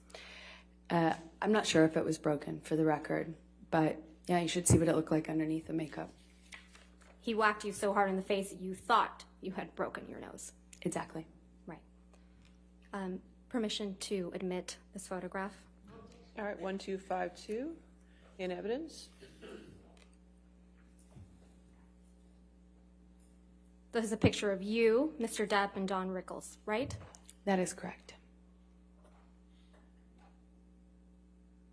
Let's please pull up Plaintiff's Exhibit 1253.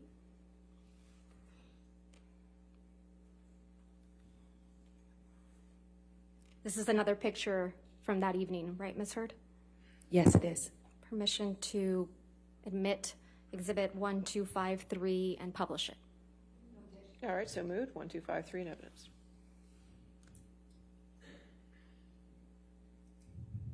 This is a picture of you and Mr. Depp at the event the night after Mr. Depp allegedly whacked you in the face so hard you thought he had broken your nose. He did whack me in the face, and I did think it broke my nose. And this is you the night after. Yes, it is.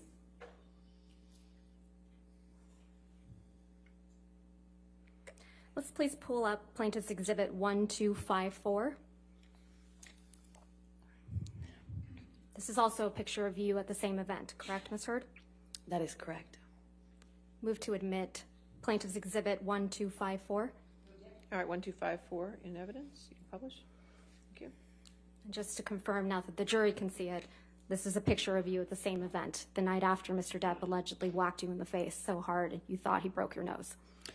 This is a picture of me after he did whack me in the face. The night after, right? Yes, it is. I believe it was the night after, yes. Your nose doesn't appear to be injured in any of these pictures, does it, Ms. Heard? I'm wearing makeup. Your nose doesn't appear to be injured in any of these pictures, does it, Ms. Heard? That's why I'm wearing makeup. Right. And makeup covers up swelling, right? Makeup will not cover up swelling. Ice will, though. Ice will cover up swelling? Ice reduces swelling. Normally, the swelling after that kind of injury is not as bad as you might imagine. And for me, it wasn't that bad. I have a picture of it underneath the makeup. That's how I know how to reference it. A picture you haven't produced or shown to did. this jury, right, Ms. Heard? I produced everything. But you haven't shown it to this jury. I would very much like to. It's not my job.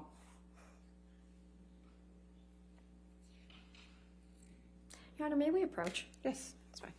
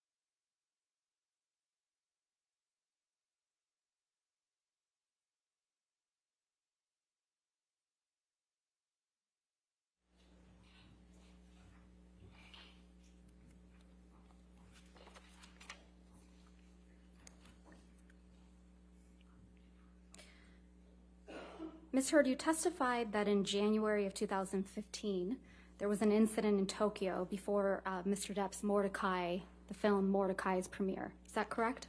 That's correct. And you told this jury that on this occasion, Mr. Depp was kneeling on your back. That's correct, in the closet. And you also told this jury that you wore a backless dress to the Mordecai premiere that very same night. I did. And you testified that you were checking for bruises in the car on the way to the event to make sure that there were, quote, no visible marks, right? I was checking on my phone after the event to make sure that they couldn't see anything. Your testimony was that you were checking in the car on the way to the event to make sure that there were no marks on your back. Perhaps I misspoke or I misunderstood. It was on the way back from it. Was after I was concerned. After, concerned that there would be marks in any photographs since we were being photographed at Johnny's press event. And you didn't show this jury a picture of you in that backless dress, though, did you? I don't know what you mean. I'm sorry. You didn't show this jury a picture of you at the Mordecai premiere wearing a backless dress, did you? I haven't had the opportunity to. Okay. I assume you have it? I do. Let's please pull up Plaintiff's Exhibit 1256.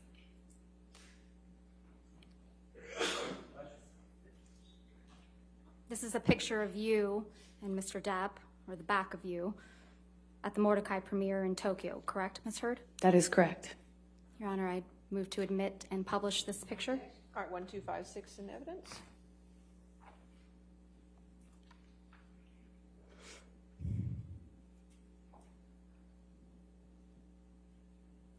This is you in the backless dress at the Mordecai premiere in Tokyo, right?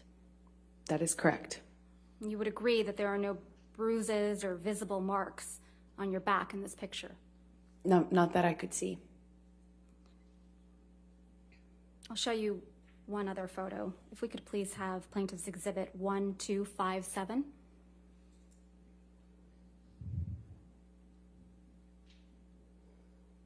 This is a front angle picture of you and Mr. Depp at that premiere, correct? That is correct. Move to admit Plaintiff's Exhibit 1257. All right, 1257 in evidence.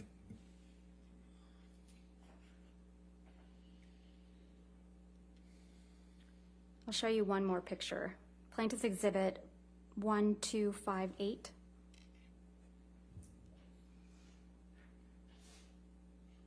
And again, Ms. Heard, this is you and Mr. Depp at the Mordecai premiere. Yes, it is. Move to admit Plaintiff's Exhibit 1258. All right, 1258 in evidence. Publish.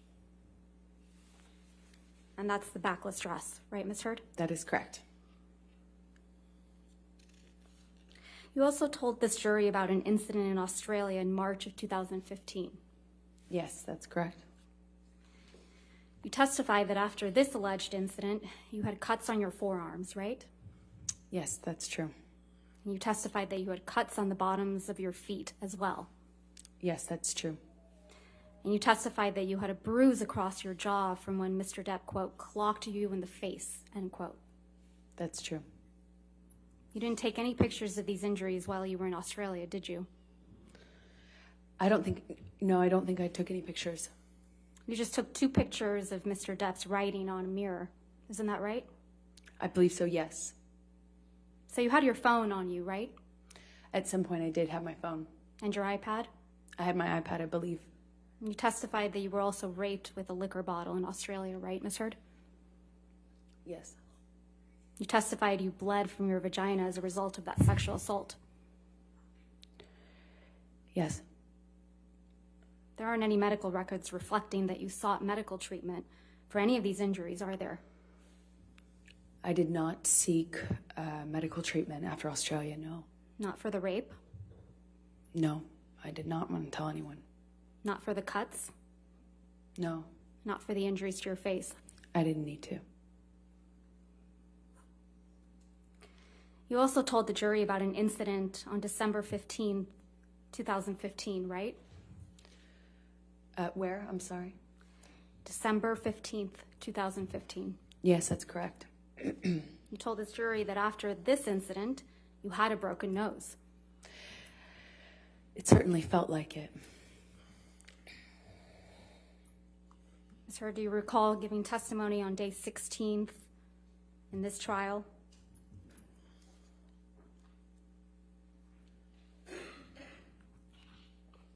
You were Yes, under I do. oath, right? Yes.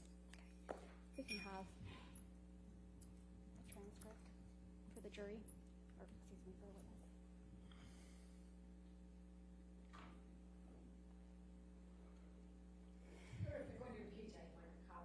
witness. Okay. All right, we'll get it.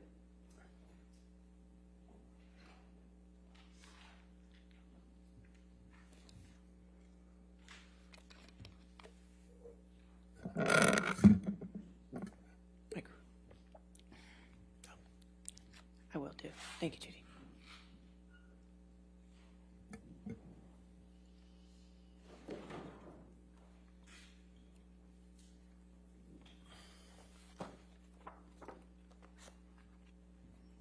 May I approach the witness, Your Honor? All right, yes, ma'am. And would you like a copy? sir? Yes, please.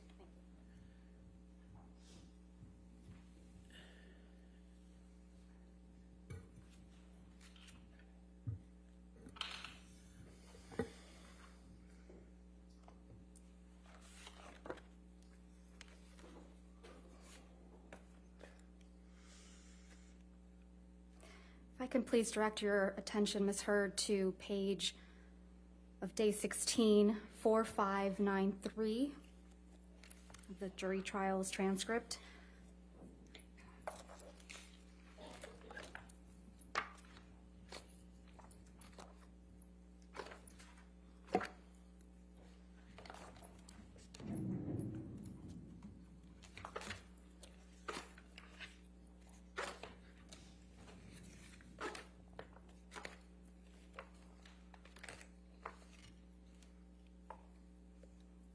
Lines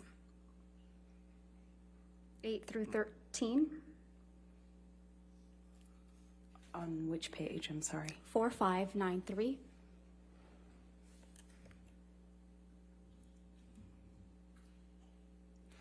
Yes? Starting on line 8. I thought I probably had a concussion and certainly thought, excuse me, strike that, let's start over. I thought I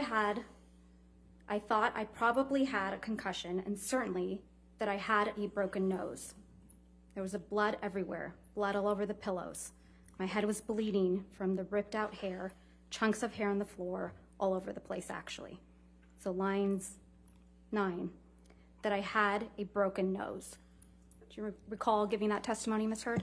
Yes, exactly. So you had a broken nose, right? That's absolutely what I thought. You had 2 black eyes after this incident, right? I did have 2 black eyes after that incident. And you testified that you also had a busted lip from when Mr. Depp punched you. That is correct. From December, yes, that's correct. You testified that the lip wound kept reopening when you moved your mouth. That's correct. You also testified that you had bruising on your temple That's correct. and bruising on your chin. Correct. You also testified that your head was bleeding from where Mr. Depp ripped chunks of your hair out. I remember, yes. And that you had, quote, gross, pussy, and, quote, bruising around your temple. In my scalp, yeah. Now, for this incident, you did take pictures. That's correct. And we will look at some of those in a minute. But I first want to talk to you about your appearance on the James Corden show. Sure. Can I close this? Sure. You appeared on the James Corden show the day after this alleged incident, right? I did. And that was December 16th, 2015? Yes, that's correct. Let's please pull up a clip of your appearance from that evening. If we could, Plaintiff's Exhibit 35. And for the record, we will only be playing a portion of this, so we will call it Plaintiff's Exhibit 35A. All right, any objection? 35A in evidence.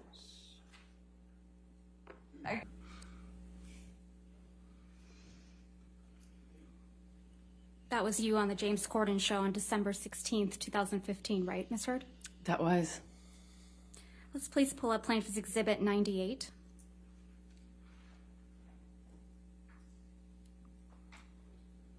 These are pictures of you on the James Corden show on December 16th, 2015, right, Ms. Heard?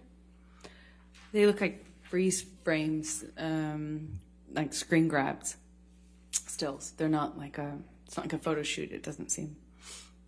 But on the James Corden show, correct? From that appearance, yes. Move to admit and publish Plaintiff's Exhibit 98. Any objection? All right. And Ms. Britton, you could move the microphone and turn it on for you, so Judy and I are having trouble hearing you. Sorry about that. All right, thank you. All right, 98 in evidence. Thank you.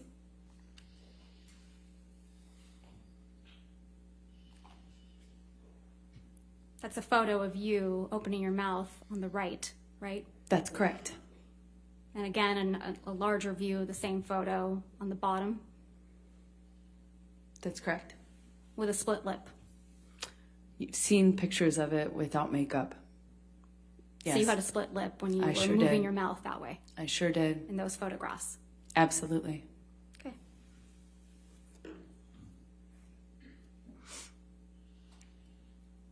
You did take pictures of your alleged injuries after December 15th, correct? And you showed those to the jury?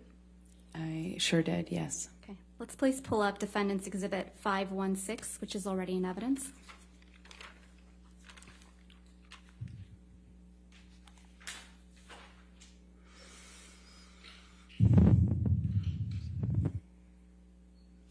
You testified that this is a picture of you after the incident on December 15th, 2015, right?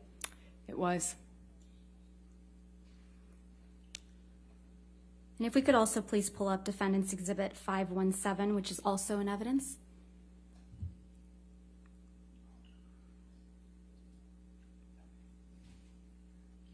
That's fine.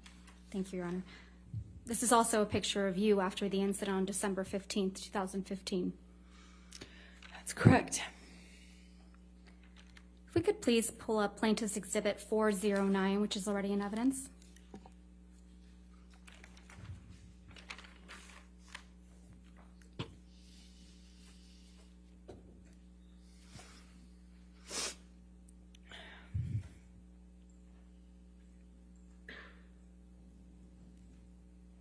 These pictures ended up in People magazine in June of 2016. Isn't that right, Ms. Heard?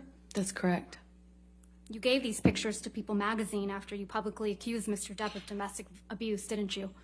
I didn't personally know. This was you protecting Mr. Depp after you got the restraining order against him, isn't it? No, this is him calling me a liar and me forcing to prove it, as I mentioned to you earlier. So you did give these pictures to People magazine? No, I gave these pictures actually to my lawyers and my representatives at the time. So it's your testimony, Ms. Heard, that your lawyers and representatives gave these pictures of their client to People magazine in the middle of a contentious divorce? I certainly did not personally give it, no.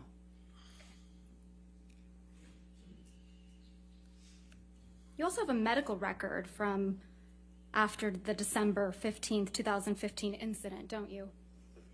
A partial one, yes. You went to see Dr. Kipper's office a couple days later. That's right. He wasn't in the office. Can we please pull up Plaintiff's Exhibit 47, which is already in evidence?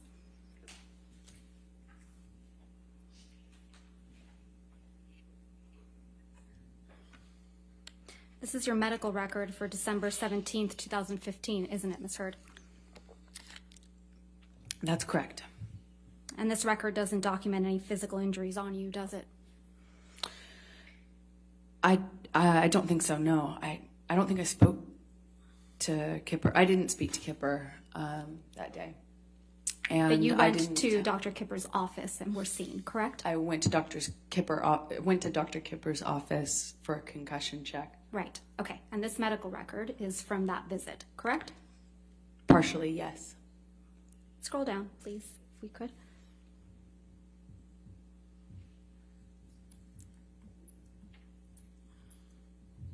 The signature, Kipper, down below. This is the entirety of the medical record. Right, Ms. Heard? Yes, what I meant by partial is I didn't talk about what happened to me. I didn't get into my injuries. I didn't get into what happened or ask for anything other than should I get some sort of scan done. But this record doesn't document any physical injuries on you, does it? I'd have to read it in full, but I don't know. Well, let's do that. If we could please go, well, under skin on the second page, it reads intact, normal color, moisture, hair distribution, texture, turgor, no signs of, oh, this is going to be hard, cyanosis, mottling, jaundice. It also says I'm a well-nourished male. Right. I have no idea what that means. I think this medical record's missing a lot of things. Yeah, but it doesn't document any physical injuries. Doesn't seem to be documenting anything. Probably because there was nothing to document, right, Ms. Hurd? I disagree with you on that. You don't have any medical records reflecting that you broke your nose during your relationship with Mr. Depp, do you? I saw an ENT after my relationship ended. And you saw an ENT, it's your testimony under oath that you saw an ENT for broken noses that you sustained as a result of Mr. Depp? No, but the ENT told me I sustained Objection. multiple fractures. No, I'm going to move to strike. Your I'll Honor. sustain the objection. I'll move to strike. Okay. Thank you. So again, just to try my question, there's no medical records reflecting that you broke your nose during your relationship with Mr. Depp, is there, Ms. Hurd? I don't know what made it in evidence, but I do know that I documented that visit and that everything was given to my attorneys.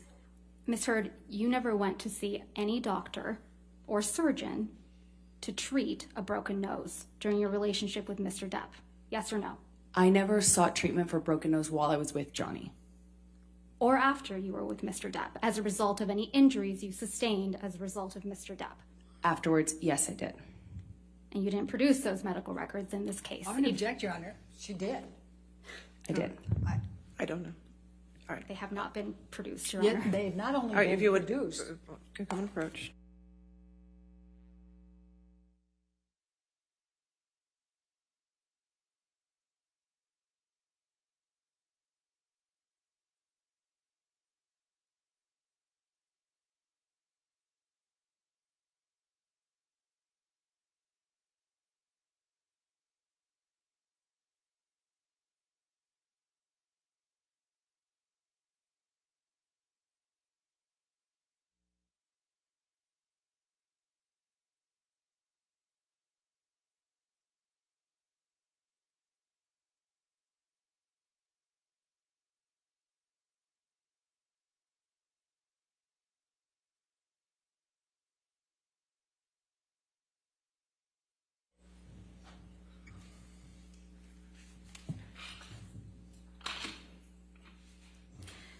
You don't have any medical records reflecting that you required any dental work during your relationship with Mr. Depp, do you?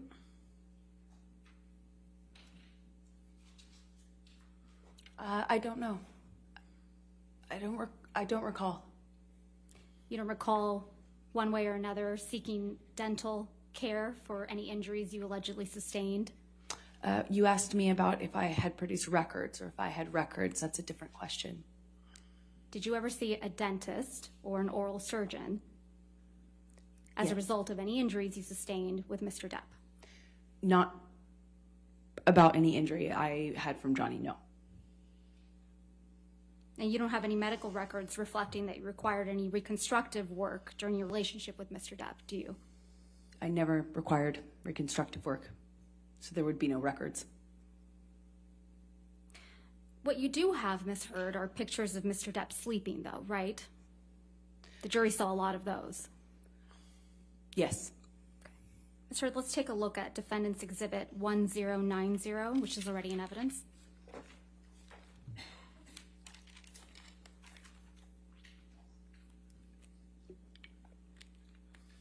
You took this photograph, right, Ms. Hurd? That's correct. And you testified that this was taken in Tokyo in July of 2013, correct? Yes. So you decided to take a picture of Mr. Depp asleep on the floor? He was passed out. That's a And I yes. took a picture of him because he wouldn't remember. He claimed he didn't pass out that way. And sometimes security would carry him like a baby into bed, get him changed, and he would be none the wiser. So I started taking pictures of it so that he knew that it was real, that it had gotten this bad. Let's take a look at Defendant's Exhibit 1091, which is already in evidence. You took this picture as well. Yes, And this is a picture that was taken in the Bahamas, right? it's one of them, yes. And this is a picture of Mr. Depp taking a nap on his tropical island. I believe he was on the nod, but as he would say. Sleeping on the nod on his island. They're very different, in my opinion. And Okay. yes, he is on the island. On vacation. We were on vacation, yes. Let's also take a look at Defendant's Exhibit 1092, which is also in evidence. You also took this picture, right, Ms. Heard? That's correct. I did. And this is another picture of Mr. Depp asleep in a chair. No, he was nodding off. Sleep is different. When you're nodding off, you're high on drugs. Didn't even feel the cigarette in his hand that had, been burning on his leg. It was cause for alarm for me, naturally, because I cared about him. It's your testimony under oath that Mr. Depp is holding a cigarette in this picture? He had been.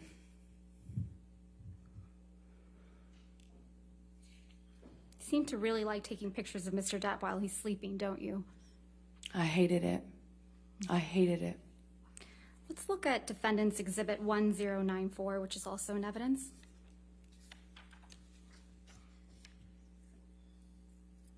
You took this picture of Mr. Depp as well, didn't you? I did. You decided to take a picture of Mr. Depp asleep with ice cream spilled all over him, right? He was nodding off, and I was worried about how bad the medications and the medication change and the drug use had gotten, where he wouldn't even feel ice cream or a lit cigarette on him, and it scared me. So you Really? took a picture of it.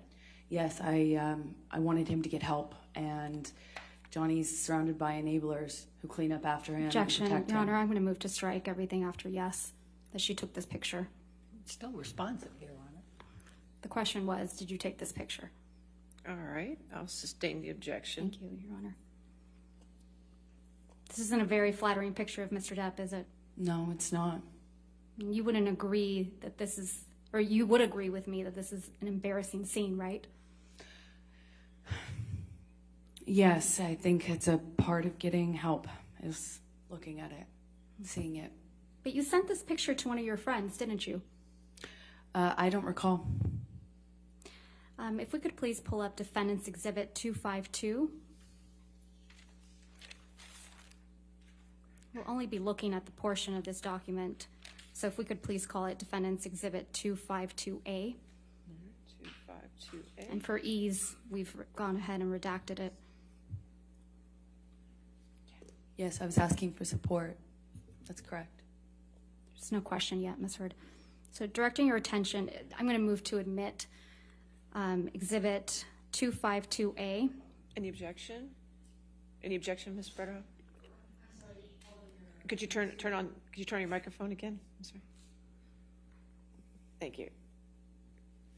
I need to see it first because I Okay. don't know what they redacted.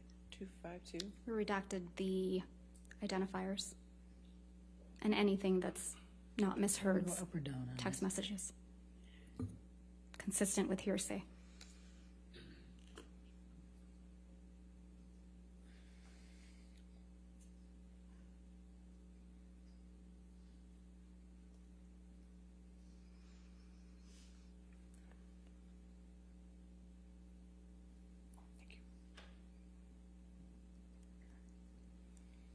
You ready, maybe we approach? Okay.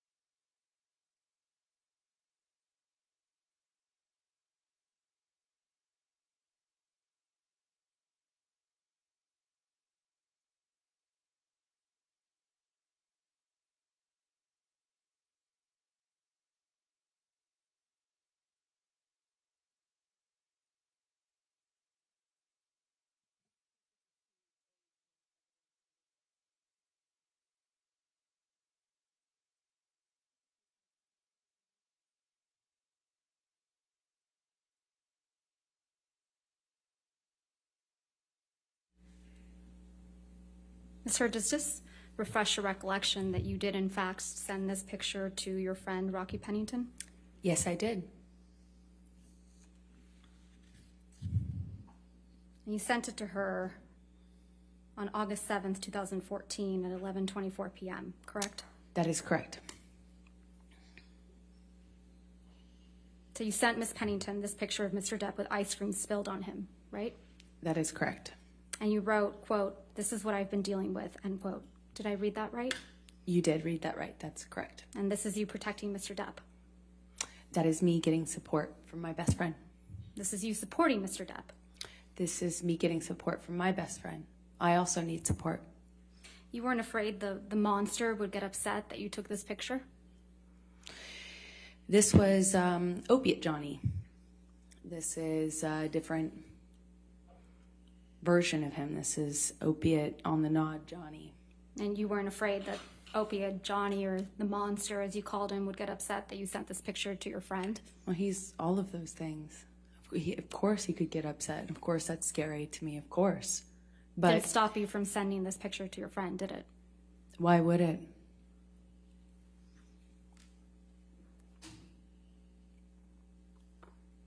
Mr. Depp's right hand is in his pocket, right, Miss Heard? In this Yes, picture? that's correct. You also showed this jury pictures of cocaine. Do you recall that? Yes, that's correct. Let's please take a look at one of those. If we could please pull up Defendant's Exhibit 167A, which is already in evidence.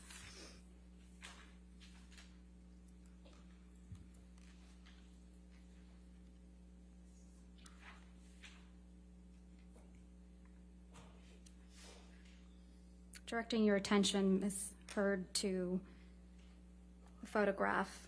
This is a photograph you took in March of 2013, right? That is correct. And this was taken at your apartment in Orange? Yes, And this is your breakfast table? that is correct.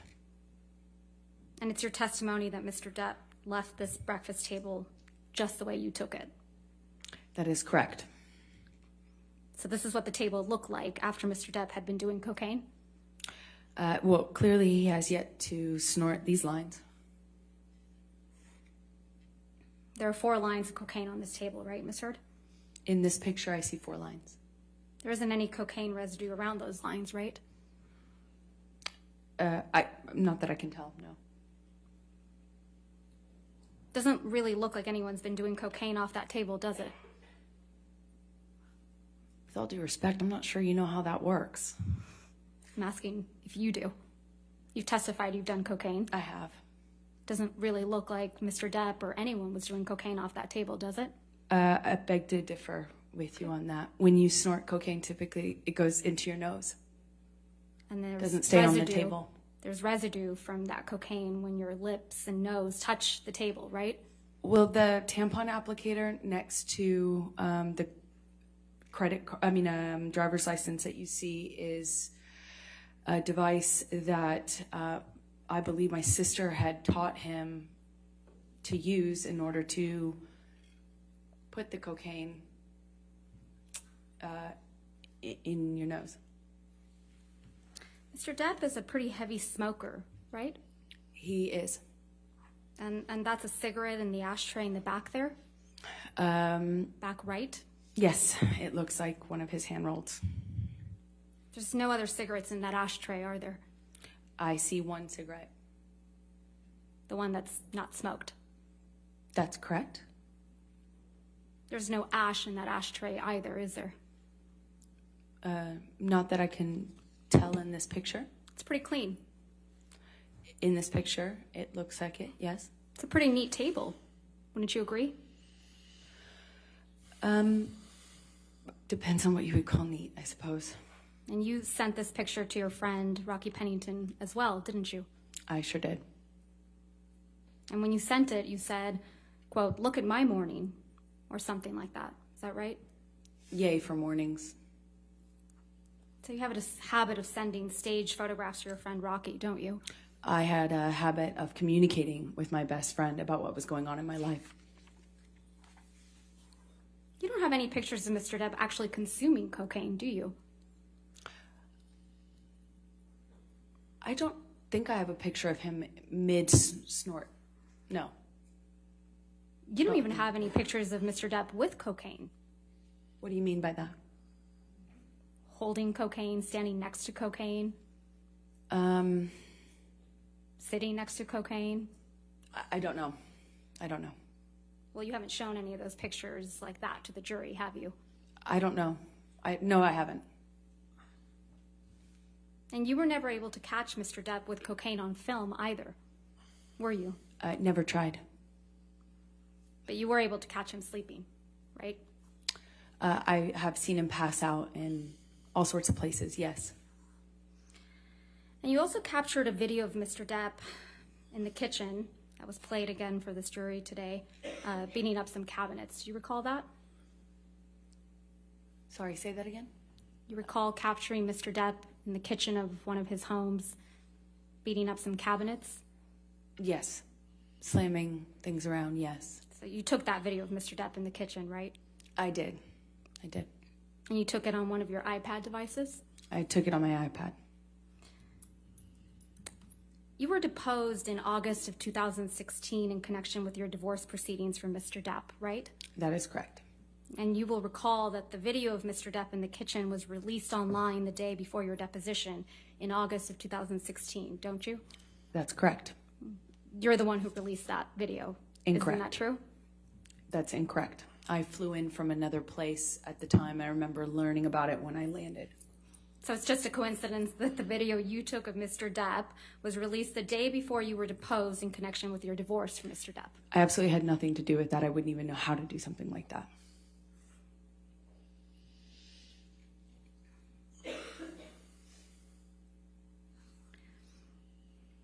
You settled your divorce from Mr. Depp in August of 2016, right? That sounds right. And in connection with that settlement, you received $7 million from Mr. Depp, true? That's correct. And then 6.8 exactly. your settlement amount was $7 million. That's correct. And then you released a statement in which you claimed you would be donating the entire $7 million to charity, right? That's correct. You stated you would be donating half of the $7 million to the ACLU, That's correct. and you would be donating the other half to Children's Hospital of Los Angeles. That is correct. And you also stated, with respect to the $7 million divorce settlement, that money played no role except for the extent that you could donate the money to charity. Yes, that's correct. If we could please pull up Plaintiff's Exhibit 1259.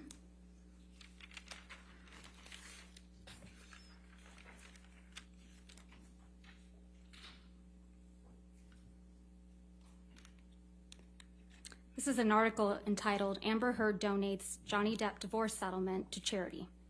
Read her statement in full. Is that correct? That's what the title says, yes. Directing your attention to the portion on the second page where it says, quote, read the statement below.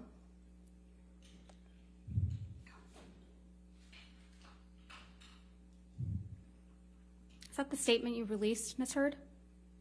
That is correct. Your Honor, I move to admit the statement and the article as redacted. Objection, hearsay. It's her statement. This is not her statement. This is some. This She is, just testified, Your Honor, that it's her statement. May I say the full? Everything else is redacted. Okay, then I have no objection. All right, 1259 in evidence as redacted.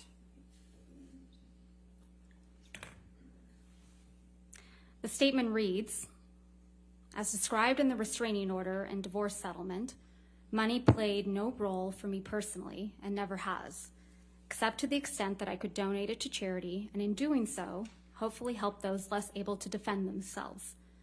As reported in the media, the amount received in the divorce was $7 million, and $7 million is being donated. This is over and above any funds that I have given away in the past and will continue to give away in the future. Did I read that correctly? That is correct. I don't remember that last line, but I have no... it doesn't stand out to me as wrong. There's nothing inaccurate in the statement. Not that I recognize, no. Mr. Depp donated $100,000 of the divorce settlement directly to the ACLU. Is that right? Right at the beginning of the divorce settlement, he donated $100,000 to each charity on my behalf or towards my contribution. So $100,000 To each. to the ACLU. And to the Children's Hospital. And in response, you publicly demanded that Mr. Depp pay the divorce settlement directly to you instead of the charities, right? That was always the agreement, actually, is for him to pay me directly. It was not his money as per the settlement agreement to give away and reap a tax benefit from. I said if he wants to do it and give to charity all of a sudden, then he should pay the correct amount and not try to get a big tax break for it. So effectively for his tax bracket, he should be paying double that amount to the charity directly. And if he wanted to pay the charity directly, he could. He could do that, was fine with me, but he would need to pay the adjusted amount. Ultimately, the rest of the $7 million divorce settlement was paid directly to you, right? Over time, yes. And Mr. Depp didn't end up paying the rest of the $7 million divorce settlement directly to the charities you identified. That is correct. He paid the installments to me. You stopped that from happening, didn't you? I don't understand what your question is. I'm sorry. You stopped Mr. Depp from paying the charities that you had named directly. That is incorrect. I said if you want to pay the charities directly, pay the adjusted amount, or pay as per our agreement in the settlement or in the divorce, as per our agreement. You also And publicly... he chose to do the former, not the latter. I mean, the other way around. You also publicly stated that the $7 million divorce settlement should be paid to the charities immediately in full, right? If he wanted to pay it in the way that he was suggesting, yes. And you said publicly that the payments to the charities should not be drawn out over many years, right? I said that I don't recall the exact words that I used, but basically that he shouldn't use this as a novel interest in getting a tax break. That if he wanted to do that and not pay me the settlement, that was fine, but he would have to pay the adjusted amount and not make it, a commitment he would not fulfill or try to avoid in some other way. And that's because you wanted the entire world to think that you were donating every penny of the $7 million divorce settlement as soon as you received it from Mr. Depp. Isn't that right? No, I was going to be receiving it in installments, and I would be paying in installments the donations. In fact, you released a statement in response to Mr. Depp's $100,000 donations to the ACLU and CHLA, didn't you? I don't recall. Let's see if we can refresh your recollection. If we could please pull up Plaintiff's Exhibit 1260.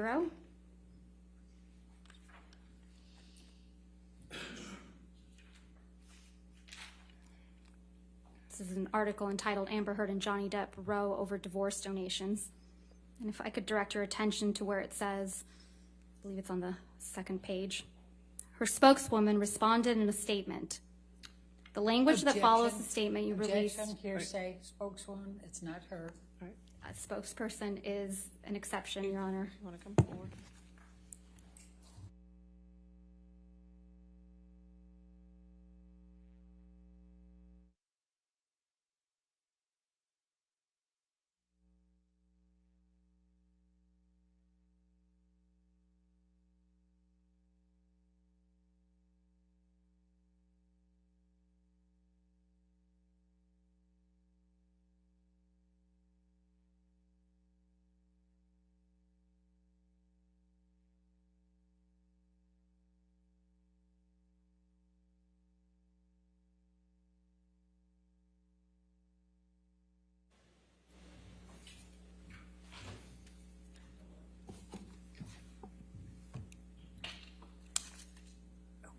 You released a statement Your Honor, through... may we approach again?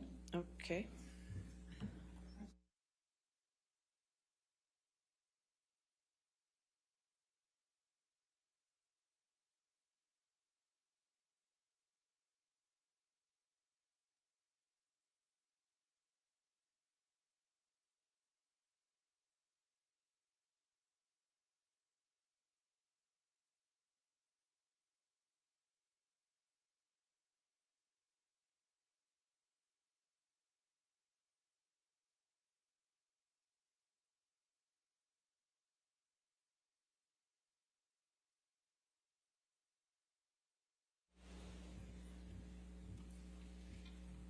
Before we ask the next question, I'll just hand you with this one. I want to see it before you ask.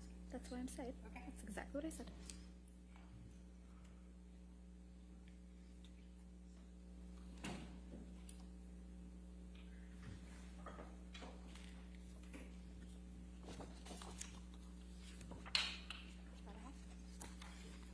Your Honor, would you like to see one as well? No, that's all right. That's fine. Thank you.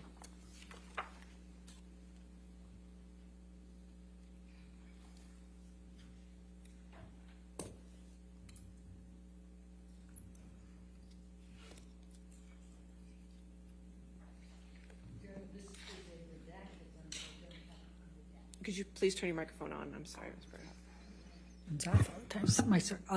Your Honor, they gave me a redacted, but I don't have the unredacted to be able to see the full I document. plan to admit it, or ask that it be admitted in redacted form. I'm taking away any hearsay, and I'm just trying to lay the foundation that this is a statement she released through a spokesperson. How would I know whether there's more to it that shouldn't be redacted, Your Honor, if I don't see the full document?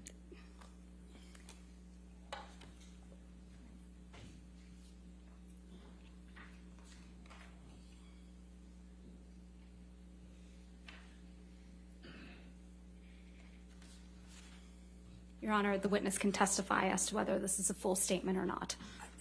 The witness can't do, we have the right to be able to see the document. All right. Do you have a document that's not redacted?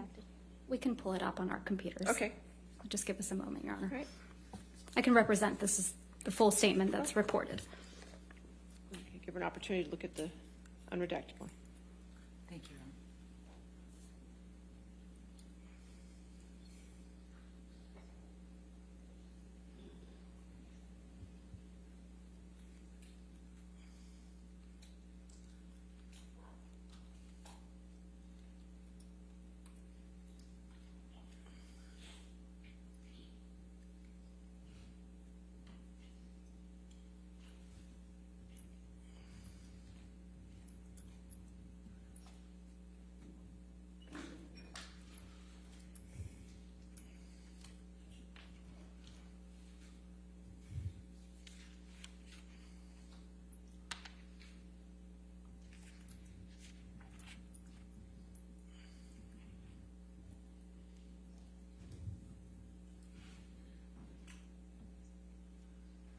Sorry, Ms. Braddock. May I approach? Yes.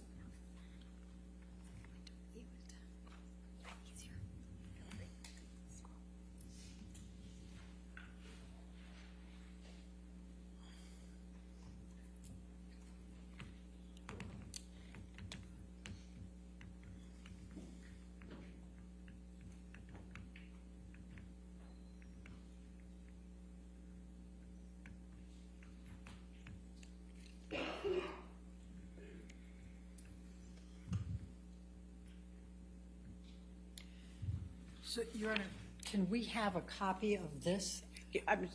You can get a copy of that Happily. later Yes. today. Okay. Right, All right. I mean, I think she should be giving us copies of the full. Well, I thing understand, but before. we'll take care of that. But Okay. as of right now, can we continue? We can, Your Honor, but I have an objection because of, there's some quotation marks missing. Okay, come forward.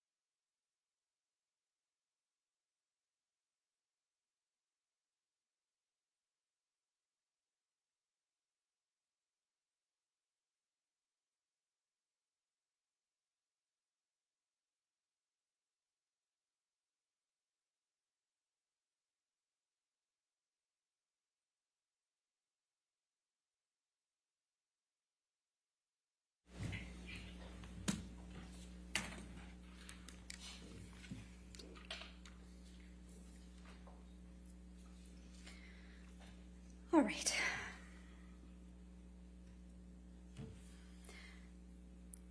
So directing your attention, Ms. Hurd, where it says her spokeswoman responded in a statement. Your The Honor- language that follows. Your Honor, again, she can't read it, she has to show it The to language her. that follows. Right. If you want to lay a Is this- foundation to that, go ahead. You released a statement after Mr. Depp donated $100,000 to the ACLU and $100,000 to CHLA, correct, Ms. Hurd? I think so, yes. Okay. And the language that follows is the statement you released in response to Mr. Depp's donations, right? I don't know if this is the official statement. I have no idea.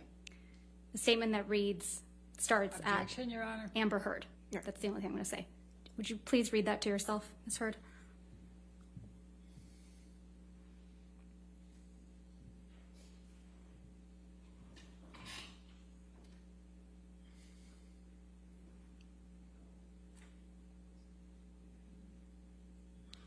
Yes. Did you read all the way to the very bottom where the last word is supported?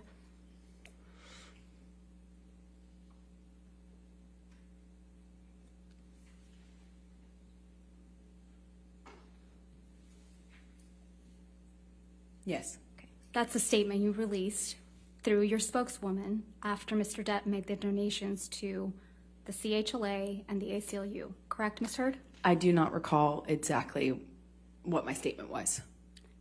I don't disagree with anything in the statement, but I just simply don't recall what the statement was we released. Is there anything inaccurate in that statement, Ms. Heard? No. Okay. I'm going to move to admit. Objection, Your Honor, lack of foundation. No, I'll overrule the objection, 1260 in evidence over objection. Thank you, Your Honor.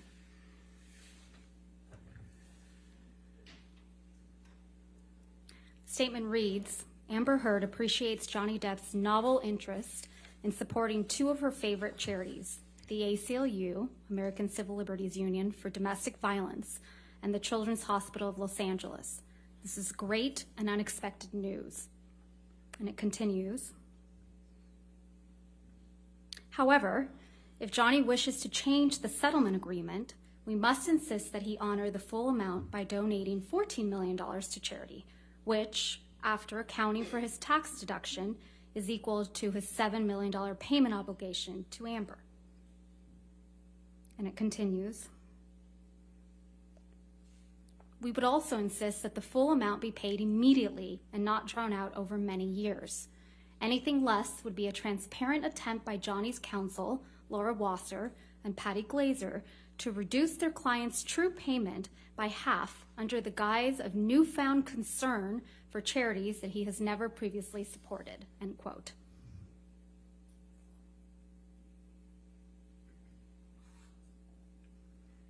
Did I read that correctly?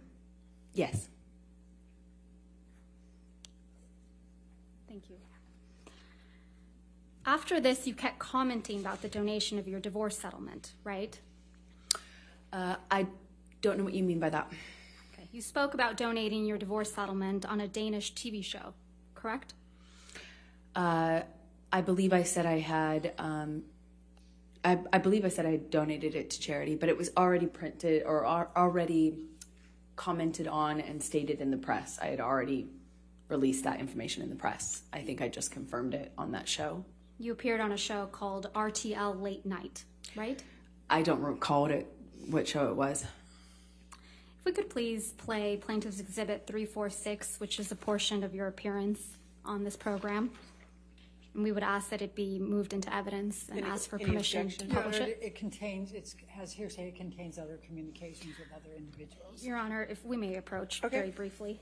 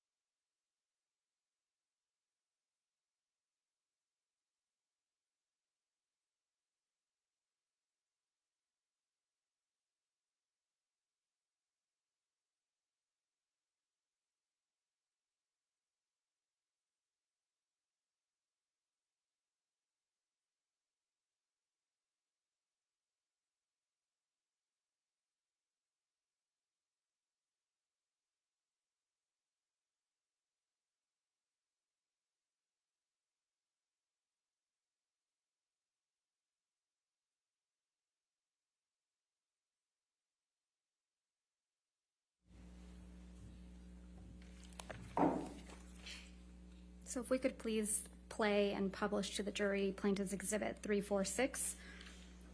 346 in evidence. Go. And actually were all kinds of accusations flying your way when you said all this, and then there was a divorce settlement. You got $7 million. People were saying this is all about the money, but then you did something that twisted that whole argument. What did you do with that money? $7 million in total was donated to, I split it between the ACLU and Children's Hospital of Los Angeles. ACLU is a human rights organization. Sorry, ACLU is a prominent organization, nonprofit organization in the United States. Yeah. It's called the American Civil Liberties Union, and they work on behalf of marginalized communities on the ground and in legislative reform. Right. And well, more power to you, because that's something that I've never heard I wanted of. nothing.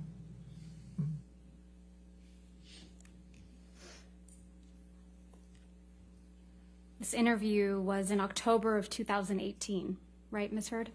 I don't recall when it was. It was in 2018, right, Ms. Hurd? I don't remember when this was done. This was after you had received the full $7 million of your divorce settlement for Mr. Depp, wasn't it? Again, without knowing when it was recorded, I have no idea. The $7 million divorce settlement was paid to you in full by February of 2018, right? That's correct. Let's take a look at Defendant's Exhibit 1458, which is already in evidence.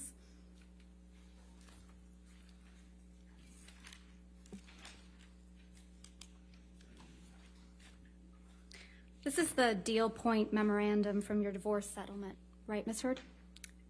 Yes, that's what it looks like. And if we go down to the bottom of page 4,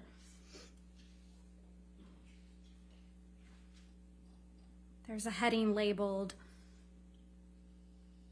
Equalization Payment. Do you see that? Yes. And underneath that, it outlines a payment schedule for the divorce payments, correct? Yes. Well, it begins to. And if we go on page 5,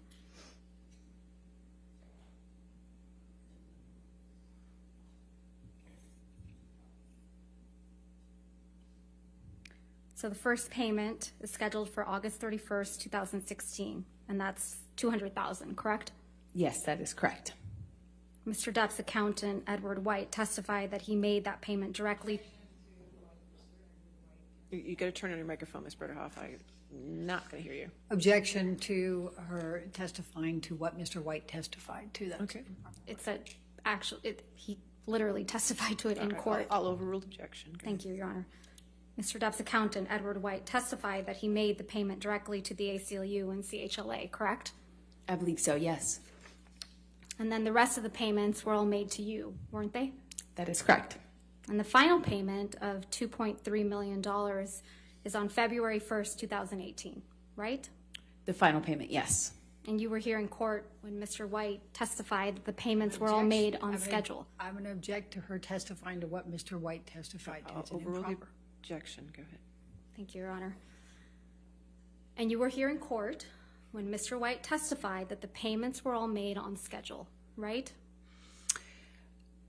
I don't believe they were. He might have That's testified not my to question, Ms. Hurd. My question was, you were here in court when Mr. White testified under oath that all the payments were made on schedule. I was here every day in court. I heard his testimony, yes. Okay. So back to October of 2018, this was before Mr. Depp sued you for defamation, correct? Yes, that's correct. He didn't sue you until after the op-ed came out in December of 2018, right? He sued me in 2019. And the op-ed came out in December of 2018. That is correct. So in October of 2018, you had received your entire $7 million divorce settlement. You would agree with me? That is correct. Okay. And you hadn't yet been sued by Mr. Depp? This is October, correct. So in this October 2018 interview, you said that you had, quote, donated, end quote, your entire divorce settlement to charity, right? That's correct. And in fact, your exact words were, quote, $7 million in total was donated to, I split it between the ACLU and the Children's Hospital of Los Angeles, end quote. Right? That's correct. I made that statement as soon as I got a divorce and we reached the settlement. That's when I pledged it, right then. And you say this because you, quote, wanted nothing, end quote. That is correct. But you hadn't donated your entire $7 million settlement to charity at that point, had you? That's incorrect. Sitting here today, Ms. Heard, you still haven't donated the $7 million divorce settlement to charity. Isn't that right? Incorrect. I pledged the entirety of the Ms. Heard, settlement, $7 that's million not my to question. charity, and I Heard, intend to Ms. fulfill Heard, those obligations. Ms. Heard, that's not my question. Please, What was try your to answer question? my question. Sitting here today, you have not donated the $7 million, donated, not pledged, donated the $7 million divorce settlement to charity. I use pledge and donation synonymous with one another. But I the same don't. thing. Ms. Heard, I don't use it synonymously. That's how donations are paid. Ms. Heard, respectfully, that's not my question. As of today, you have not paid $3.5 million of your own money to the ACLU. Yes or no? I have not yet.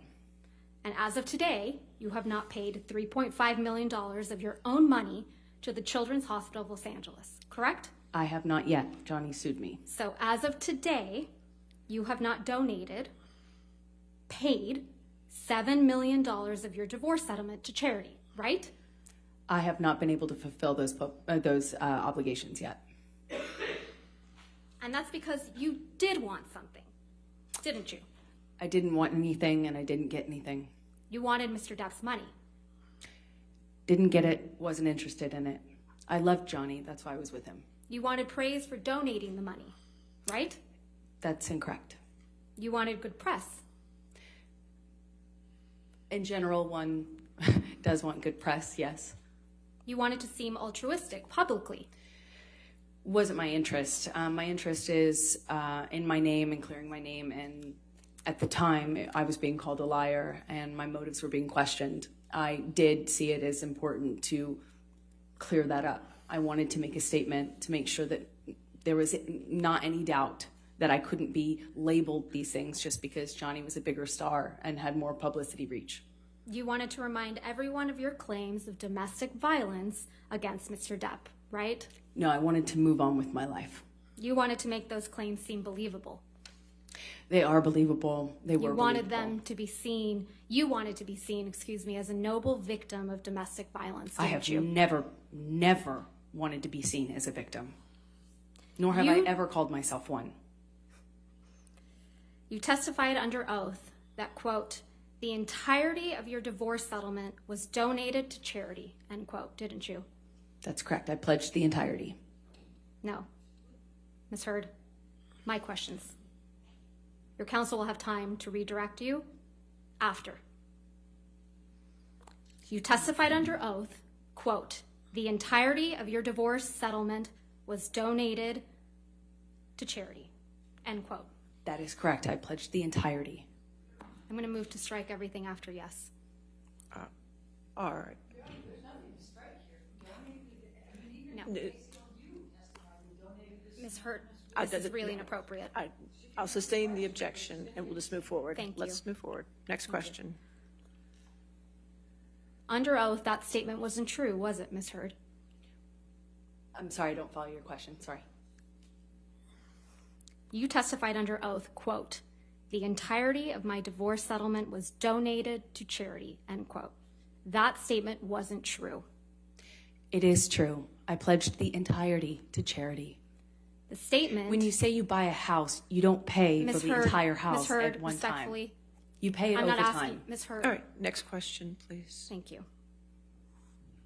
That statement isn't true today, as you sit here today, is it? It is true. I pledged the entirety. But you to didn't charity. donate it. Unfortunately, You didn't donate it. It's a yes or no. I haven't been able to fulfill those So that's a no, obligations. right, Ms. Heard? I made the pledge. I want to be very clear. I pledged the entirety. I haven't been able to fulfill those pledges because I've been sued. You had all of the $7 million for 13 months before Mr. Depp sued you, and you chose not to pay it to the charities you pledged it to. Is that correct, Ms. I Hurd? disagree with your characterization of that. Let's look at your sworn testimony from the UK.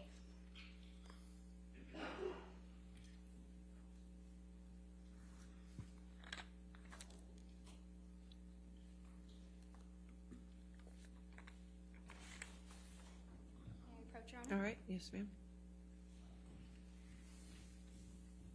Thank you.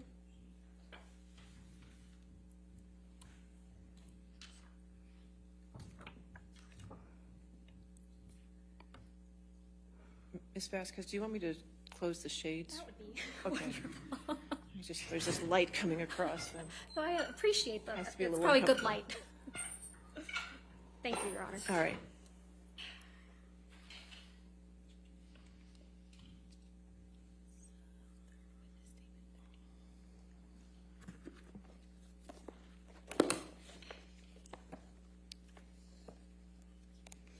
This is your third witness statement that you submitted in the UK action, right, Ms. Hurd? Correct. And this statement was made under oath, true? That is true. I'm directing your attention to the last page of that statement. That's your signature, right? Yes, it is. So you made this sworn statement on February 26, 2020. That's correct. And directing your attention to paragraph 4.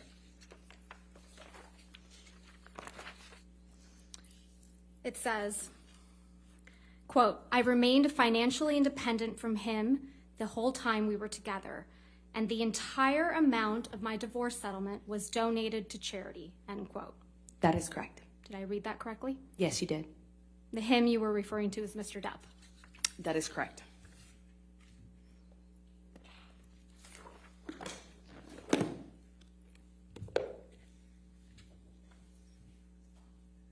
Most of the money that was donated to the ACLU and CHLA in your name came from someone else.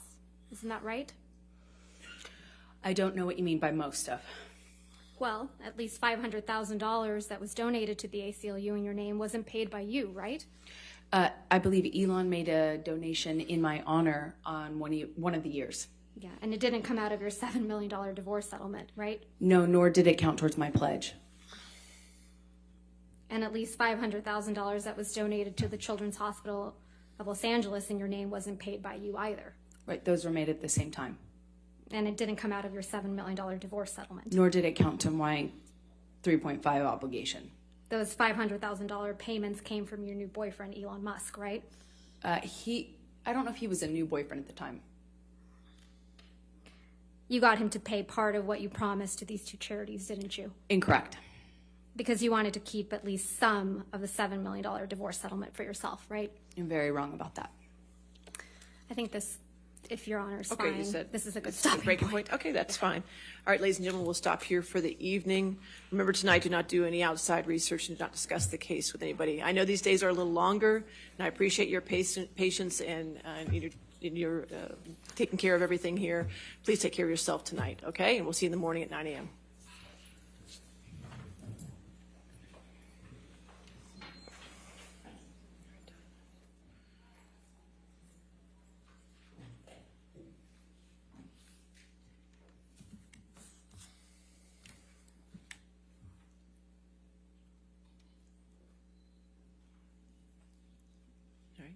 And again, Ms. Hurd, since you're still on the witness stand, please do not discuss your testimony with anybody, to include your attorneys, okay?